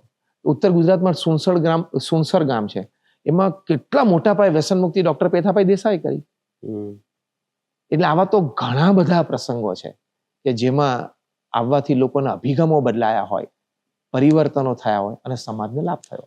આ કેટલું મોટું ટ્રાન્સફોર્મેશન, ઓલમોસ્ટ ડેપ્રિશિએટેડ, ડિસ્કાઉન્ટેડ લાઈફ. કહેવામાં કાંઈ લેવાનું નથી એવું લોકો યુઝ્યુઅલી કહી દે. ત્યાંથી કેટલું મોટું પદ્મશ્રી સુધી પહોંચી ગયા, એટલે કેટલી મોટી વાત કહેવાય. એટલે બહુ જ મોટી વાત. એટલે આવા તો ઘણા બધા પ્રસંગો બન્યા છે. એટલે mandir helps develop your life. True. And mandir helps strengthen the fabric of the society. Right. સમ એક એનર્જીની વાત લોકો કરતા હોય કે, અને આ સાયન્ટિફિક પણ છે કે કોઈ જગ્યાની એનર્જી સારી હોય ને તમે એ જગ્યામાં જાઓ તો એનર્જીની તમારા પર પણ અસર થાય. એવી કોઈ સ્ટોરી કે એવી કોઈ વાત ખરી મંદિરની કે મંદિર જઈને કોઈ સ્પેશિયલ એનર્જી ફીલ કરી હોય કે ઓવરઓલ ઓરા તમારો પોઝિટિવ થતો હોય? બની છે ને, એવી ઘણી બધી સ્ટોરીઝ છે. શિશિર બજાજ કંપનીના MD અને CEO એ સ્વામિનારાયણ અક્ષરધામ દિલ્હી ત્યાં દર્શન મુલાકાતે પધાર્યા. એમને જે અનુભૂતિ થઈ એ કલ્પનાતીત. એમણે પોતે શબ્દોમાં વર્ણવ્યું કે the sense of harmony, the emotions of peace that I am experiencing. એટલે મને સંવાદિતતા અને શાંતિની જે અનુભૂતિ થાય છે મંદિરમાં, અદ્વિતીય છે. અને સાચું કહેતા તેની પ્રતિનિધિ શું, Shishir Bajaj, MD and CEO of Bajaj, જે આટલી જાયન્ટ મલ્ટીનેશનલ કોર્પોરેટ, એમણે નક્કી કર્યું કે મારે આ અનુભૂતિનો અનુભવ મારા દરેક કર્મચારીઓને કરાવવો છે. એટલે 16 ફેક્ટરીઝ બજાજની, આઈ એમ ટોકિંગ ઓફ 2010, આખા ભારત વર્ષમાં 16 ફેક્ટરીમાં એક મંદિર કરવા એમને ત્યાં અક્ષરધામના પરિસરમાં ઉભા નિર્ણય કર્યો. એટલે અક્ષરધામ નિર્માણમાં અમારા મુખ્ય સ્વયંસેવક હતા, પથ્થર નિર્માણના કાર્યમાં હર્ષદભાઈ ચાવડે એમનો સંપર્ક કર્યો. એમણે કહ્યું કે તમને 16 ફેક્ટરીમાં, પ્રોડક્શન હાઉસીસમાં હું મંદિર બાંધી આપીશ. એને કહ્યું કે હું મારા કર્મચારીઓનો અનુરોધ કરીશ, કમ્પલસરી નહીં, પણ મને અનુભૂતિ થઈ એનો પ્રસંગ કહી અને હું એમને કહીશ કે તમે પણ કામ પર આવો એ પહેલા ભલે 10 મિનિટ મોડા આવો પણ મંદિરે દર્શન કરીને આવજો. અને સર્વધર્મ મંદિર બનાવ્યું. 2011ની સાલમાં શિશિર બજાજ પ્રમુખ સ્વામી મહારાજને મુંબઈમાં મળ્યા. એ વખતે એને કીધું કે તમારા હર્ષદ ચાવડાએ મારા 16માંથી 6 ફેક્ટરીમાં મંદિર બાંધી આપ્યું, મૂર્તિ પ્રતિષ્ઠા પણ થઈ ગઈ. અને એ 6 જગ્યાએ મારા HR મેનેજર્સે કીધું કે મંદિરે દર્શન કરીને લોકો કામે આવે છે તો છેલ્લા 6 મહિનાથી 8 મહિનાથી વર્ષથી જ્યારથી આ મંદિર બંધાય ત્યારથી એના દર્શન શરૂ કર્યા ત્યારથી ઇન્ટર એમ્પ્લોય ફ્રિક્શનના કેસીસ ઘટ્યા છે. વાહ, આ લાભ. અનુભૂતિ થઈ, ટ્રુ. અનુભૂતિના આધારે પરિવર્તન થયું. બીજો લાભ, પ્રોડક્શન ક્વોલિટી થોડી બેટર થઈ હોય એવું પણ મારા પ્રોડક્શન એન્જિનિયરે અમને કહ્યું. અને ત્રીજો લાભ, ફ્લોર ઉપર એકચ્યુઅલી અમારા ફ્લોર મેનેજર જ્યારે વિઝિટ કરે ત્યારે બધામાં એક સ્ફૂર્તિ અને આનંદનું નેક્સ્ટ લેવલ, જે આ મંદિર નિર્માણ પહેલા નહોતું એવું એક લેવલ અમને જોવા મળ્યું. આ બધી વાતો શિશિર બજાજે પ્રમુખ સ્વામી મહારાજને 2011માં મોયમાં કરી, હું એનો પ્રત્યક્ષ સાક્ષી છું. એટલે તમે જે કહ્યું એમ મંદિરમાં અનુભૂતિથી પરિવર્તન, અને આવડું મોટું સ્ટેપ શિશિર બજાજે લીધું કે પોતાની દરેક ફેક્ટરીમાં મંદિરનું નિર્માણ, એનો મતલબ સાચો છે કે મંદિરથી ઘણા લાભ છે જીવનમાં. સ્વામી, એનર્જી કેટલી સ્ટ્રોંગ હશે. વિચાર કરો કે એક વ્યક્તિને એવી સ્ટ્રોંગ અનુભૂતિ થઈ કે મતલબ એનું પર્ક્યુલેશન એની ઇફેક્ટ કેટલી લાંબી આવી કે કેટલા લાખો લોકોને ફાયદો લીધો. આ કક્ષાની વ્યક્તિ, આવી બુદ્ધિશાળી વ્યક્તિ, આવું એક સર્જન કરનારી વ્યક્તિ અને આટલી એક સફળ વ્યક્તિ અને એક વિશ્વ પ્રસિદ્ધ વ્યક્તિ કહેવાય. એને કઈ ખોટું બોલવાનો કઈ આશય નહોતો, અને સાચું બોલતા હતા અને અનુભૂતિ સાચી હતી. એનું પ્રમાણ શું કે એમને ફેક્ટરીમાં બધા મંદિરો ઉભા કર્યા અને પછી એમને રિઝલ્ટ દેખાણું from his quality control manager, from his HR manager. એટલે તમે જે કીધું એનર્જી શબ્દ વાપર્યો ને, એ પોઝિટિવ એનર્જી મંદિરમાં છે જ. It is. સ્વામી, અમે લોકો પોડકાસ્ટમાં રેપિડ ફાયર કરતા હોઈએ છીએ. આ પેલું સ્વામી સાથેનું રેપિડ ફાયર થશે. You're welcome. પણ સ્વામી, એકદમ quick. I'll ask quick questions and I'll need quick answers, not lengthy answers. Okay, accepted. Okay.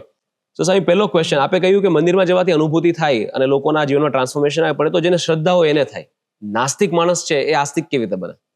વિજ્ઞાનને જોવે, યુનિવર્સ છે એની ગતિ જોવે, અને મહાપુરુષોનું જીવન જોવે, એની પવિત્રતા જોવે, તો નાસ્તિક પણ આસ્તિક થઈ શકે છે. અમને એવી ઘણા બધા પ્રસંગોની ખબર છે. ઓકે સાહેબ, મહંત સ્વામી મહારાજના કરેલા કામોને જો આપણે એક લીટીમાં વર્ણવવા હોય તો કેવી રીતે વર્ણવશો? Big question. એક લીટીમાં વર્ણવવું હોય તો Mahant Swami Maharaj is providing the oxygen of character to the morally suffocated society. વાહ. એટલે નૈતિકતામાં અત્યારે જે સમાજ ગૂંગળામણ અનુભવે છે, એમાં મહંત સ્વામી મહારાજ એ ચારિત્ર રૂપી ઓક્સિજન આપીને સમાજને સબળ રાખે છે, એટલે શક્તિ આપે છે. વાહ વાહ. સ્વામી, મહંત સ્વામી મહારાજના વ્યક્તિત્વને જો બે શબ્દમાં વર્ણવવા હોય તો? The most difficult question of the podcast. બે જ શબ્દોમાં, એબ્સોલ્યુટ સ્પિરિચ્યુઆલિટી, પૂર્ણ આધ્યાત્મિકતા. વાહ. સાહેબ, આપણે બાપાની વાત કરીએ છીએ તો મારે બીજા બે પ્રશ્નો એ પણ પૂછવા છે કે પ્રમુખ સ્વામી મહારાજ સાથે વિતાવેલી ક્ષણ કે જે હંમેશા તમે વારંવાર યાદ કરો અને you want to relive that moment, એ મુમેન્ટ કઈ? 1996માં હું અમેરિકા ગયો હતો શિબિરો માટે સંસ્થા તરફથી. ત્યારે મારો ત્યાં એક્સિડન્ટ થયેલો અને મને લગભગ 6-7 ફ્રેક્ચર્સ હતા. હું 1-1.5 મહિનો ત્યાં ન્યુયોર્કમાં બીમાર હતો. પ્રમુખ સ્વામી મહારાજ પધાર્યા ત્યારે JFK પર એમનું ભવ્ય સ્વાગત હતું અને મોટા માણસો સ્વાગતમાં ઊભા હતા. પુષ્પગુચ્છ બધાના હાથમાં હતા. એ તરફ પ્રમુખ સ્વામી મહારાજ દોરવામાં પણ આવ્યા, પણ મને દૂર ઉભેલો મારા બે હાથમાં ક્રચીસ હતા. પ્રમુખ સ્વામી મહારાજે સન્માન છોડીને સીધા જ મારી પાસે આવ્યા અને મારા આખા શરીરે હાથ ફેરીને મને આશીર્વાદ આપ્યા. એટલે એમને મન આટલા મોટા સન્માન કરતા પણ પોતાના એક સંત કે શિષ્ય, એમના પ્રત્યેનો એક પ્રેમ, લગાવ પ્રત્યે કેટલો બધો એક એનો ભાવ હશે, એની મને અનુભૂતિ. એ આ પ્રસંગ હું રોજ સવારે યાદ કરું છું. વાહ. સાહેબ, ગુરુ મંત્ર કયો આપનો? પ્રમુખ સ્વામી મહારાજે અને મહંત સ્વામી મહારાજે કહેલી એક વાત બંનેની કે જે હંમેશા તમે સાથે રાખો છો, ગુરુ મંત્ર, ઓનલી વન, બંનેમાંથી? અક્ષરમ અહમ પુરુષોત્તમ દાસોસ્મી. એટલે હું અક્ષર છું, આત્મા છું, અને ભગવાન પુરુષોત્તમ નારાયણનો દાસ છું. વાહ. સ્વામી, આપણે વાતો કરી કે ભક્તિ કરવી જોઈએ, દર્શન કરવા જોઈએ, પૂજાપાઠ કરવા જોઈએ, એનાથી તાત્કાલિક શું લાભ? સ્વર્ગની એની વાતો નથી કરતા આપણે. હમણાં મને શું લાભ થાય? અત્યારની પેઢીને તાત્કાલિક બધું ફટાફટ જોઈએ છે, રીલ્સ જોવે એમ. હા, એટલે શ્રીમદ ભાગવતમાં પણ કીધું છે કે નવધા ભક્તિથી આંતરિક સદગુણો ખીલે છે. અને જ્યારે આંતરિક સદગુણો ધર્મ, જ્ઞાન, વૈરાગ્ય, ભક્તિ, વિવેક, નમ્રતા, આ બધા સદગુણો ખીલે ત્યારે તમારું વ્યક્તિત્વ વધારે સ્વીકાર્ય બને છે, તમારી વાત અને તમારા વિચારો વધારે માન્ય બને છે, તમારું કાર્યમાં અન્ય લોકોને જોડાવાની વધારે પ્રેરણા મળે છે. આ લાભ. તો સ્વામી, જે લોકો ભક્ત છે એમના જીવનમાં પણ કેમ દુઃખ આવે છે? હવે જો એ ભક્ત છે પણ અમુક પૂર્વજન્મના કર્મો છે, એનું પ્રારબ્ધ ઘડાય છે. એટલે કર્મ અને પ્રારબ્ધના આધારે સુખ દુઃખ નક્કી થાય છે. કોક વખત ભગવાન ભક્તની કસોટી પણ કરે, જેમ ભગવાન રામે માતા સીતાની કસોટી પણ કરી, એટલે ભક્તની કસોટી પણ કરે, એ રીતે પણ દુઃખ મોકલે. હા, કોક વખત ભક્તના કોઈ સ્વભાવ કે પ્રકૃતિ હોય જે ભગવાનને ગમતા ના હોય, એ ભક્ત હોય, ભક્તિ કરતા હોય, પણ કોઈક સ્વભાવ કે પ્રકૃતિ પણ હોય, એ ન ગમતા હોય, કાઢવા માટે પણ ભગવાન દુઃખ પ્રેરે. એટલે પ્રારબ્ધ, ભગવાનની ઈચ્છા અને ભગવાન શુદ્ધિ કરવા ઈચ્છતા હોય તો એ દ્વારા દુઃખ મોકલે. તો સ્વામી, ભક્તના જીવનમાં દુઃખ આવે, ભગવાનના જીવનમાં પણ દુઃખ આવે છે. એ તો ભગવાન છે ને, ત્રિલોકના નાથ છે, તો એમના જીવનમાં પણ કેમ દુઃખ? રામ ભગવાનના જીવનમાં આટલું દુઃખ, કૃષ્ણ ભગવાનના જીવનમાં પણ ઘણો બધો ત્યાગ અને દુઃખ હતું, કેમ?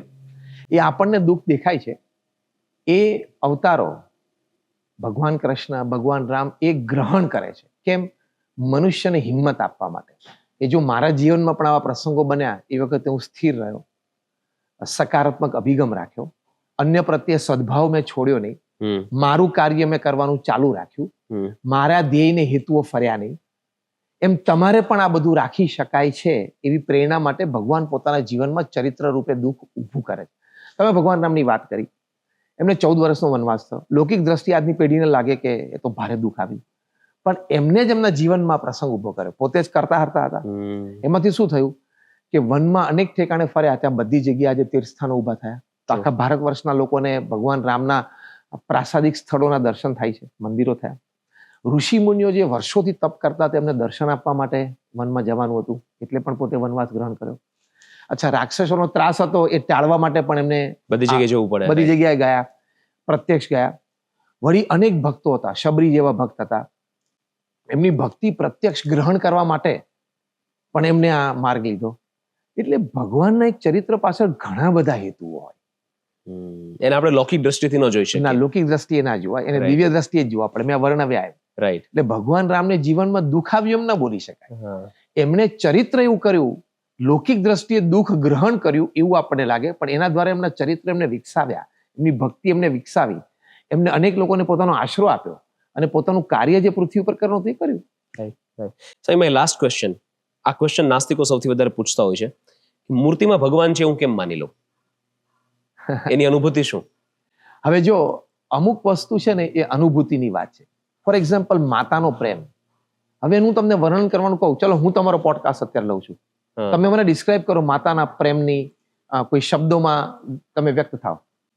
એમના ક્ષણે ક્ષણમાં છે, મતલબ her whole being is about us, is about loving us. હા, બસ. એટલે માતાના પ્રેમનું શબ્દોમાં વર્ણન નથી. ધારો કે પિતાનો ઉપદેશ, આપણું જીવન કારકિર્દી સારી બને એની માટે પિતાનો ઉપદેશ હોય, કોઈ વખત કોમળ પણ હોય, કોઈ વખત કઠણ પણ હોય, પણ એનું પણ વર્ણન નથી, કારણ કે એ ઉપદેશ પણ પ્રેમ છે. એટલે એનું જેમ વર્ણન નથી, એમ તમે કદાચ શબ્દોમાં એવું વર્ણન ન કરી શકો કે મૂર્તિમાં ભગવાન રહ્યા છે, પણ ભક્તો જે દર્શન કરવા આવે છે એનો ભાવ તમે જુઓ તો તમને પ્રતીતિ આવે. ભક્તો જે દર્શન કરવા આવે છે એના જીવનમાં તમે પવિત્રતા અને શુદ્ધતા અને ધર્મ ભાવનાની દ્રઢતા, નિયમ ધર્મની દ્રઢતા જુઓ તો તમને પ્રતીતિ આવે. એ ભક્તો જે સમાજ સેવામાં જોડાયેલા છે, સમાજ પ્રત્યેની ઉદારતા, પ્રેમ, એ તમે જુઓ તો પ્રતીતિ આવે કે મૂર્તિમાં ભગવાન હતો જ એને આવા કળિયુગમાં આવી વ્યક્તિઓને આવી પ્રેરણાઓ થાય. True. Swami, fantastic rapid fire. One of the best rapid fires I've ever had. Thank you. Thank you so much, Swami.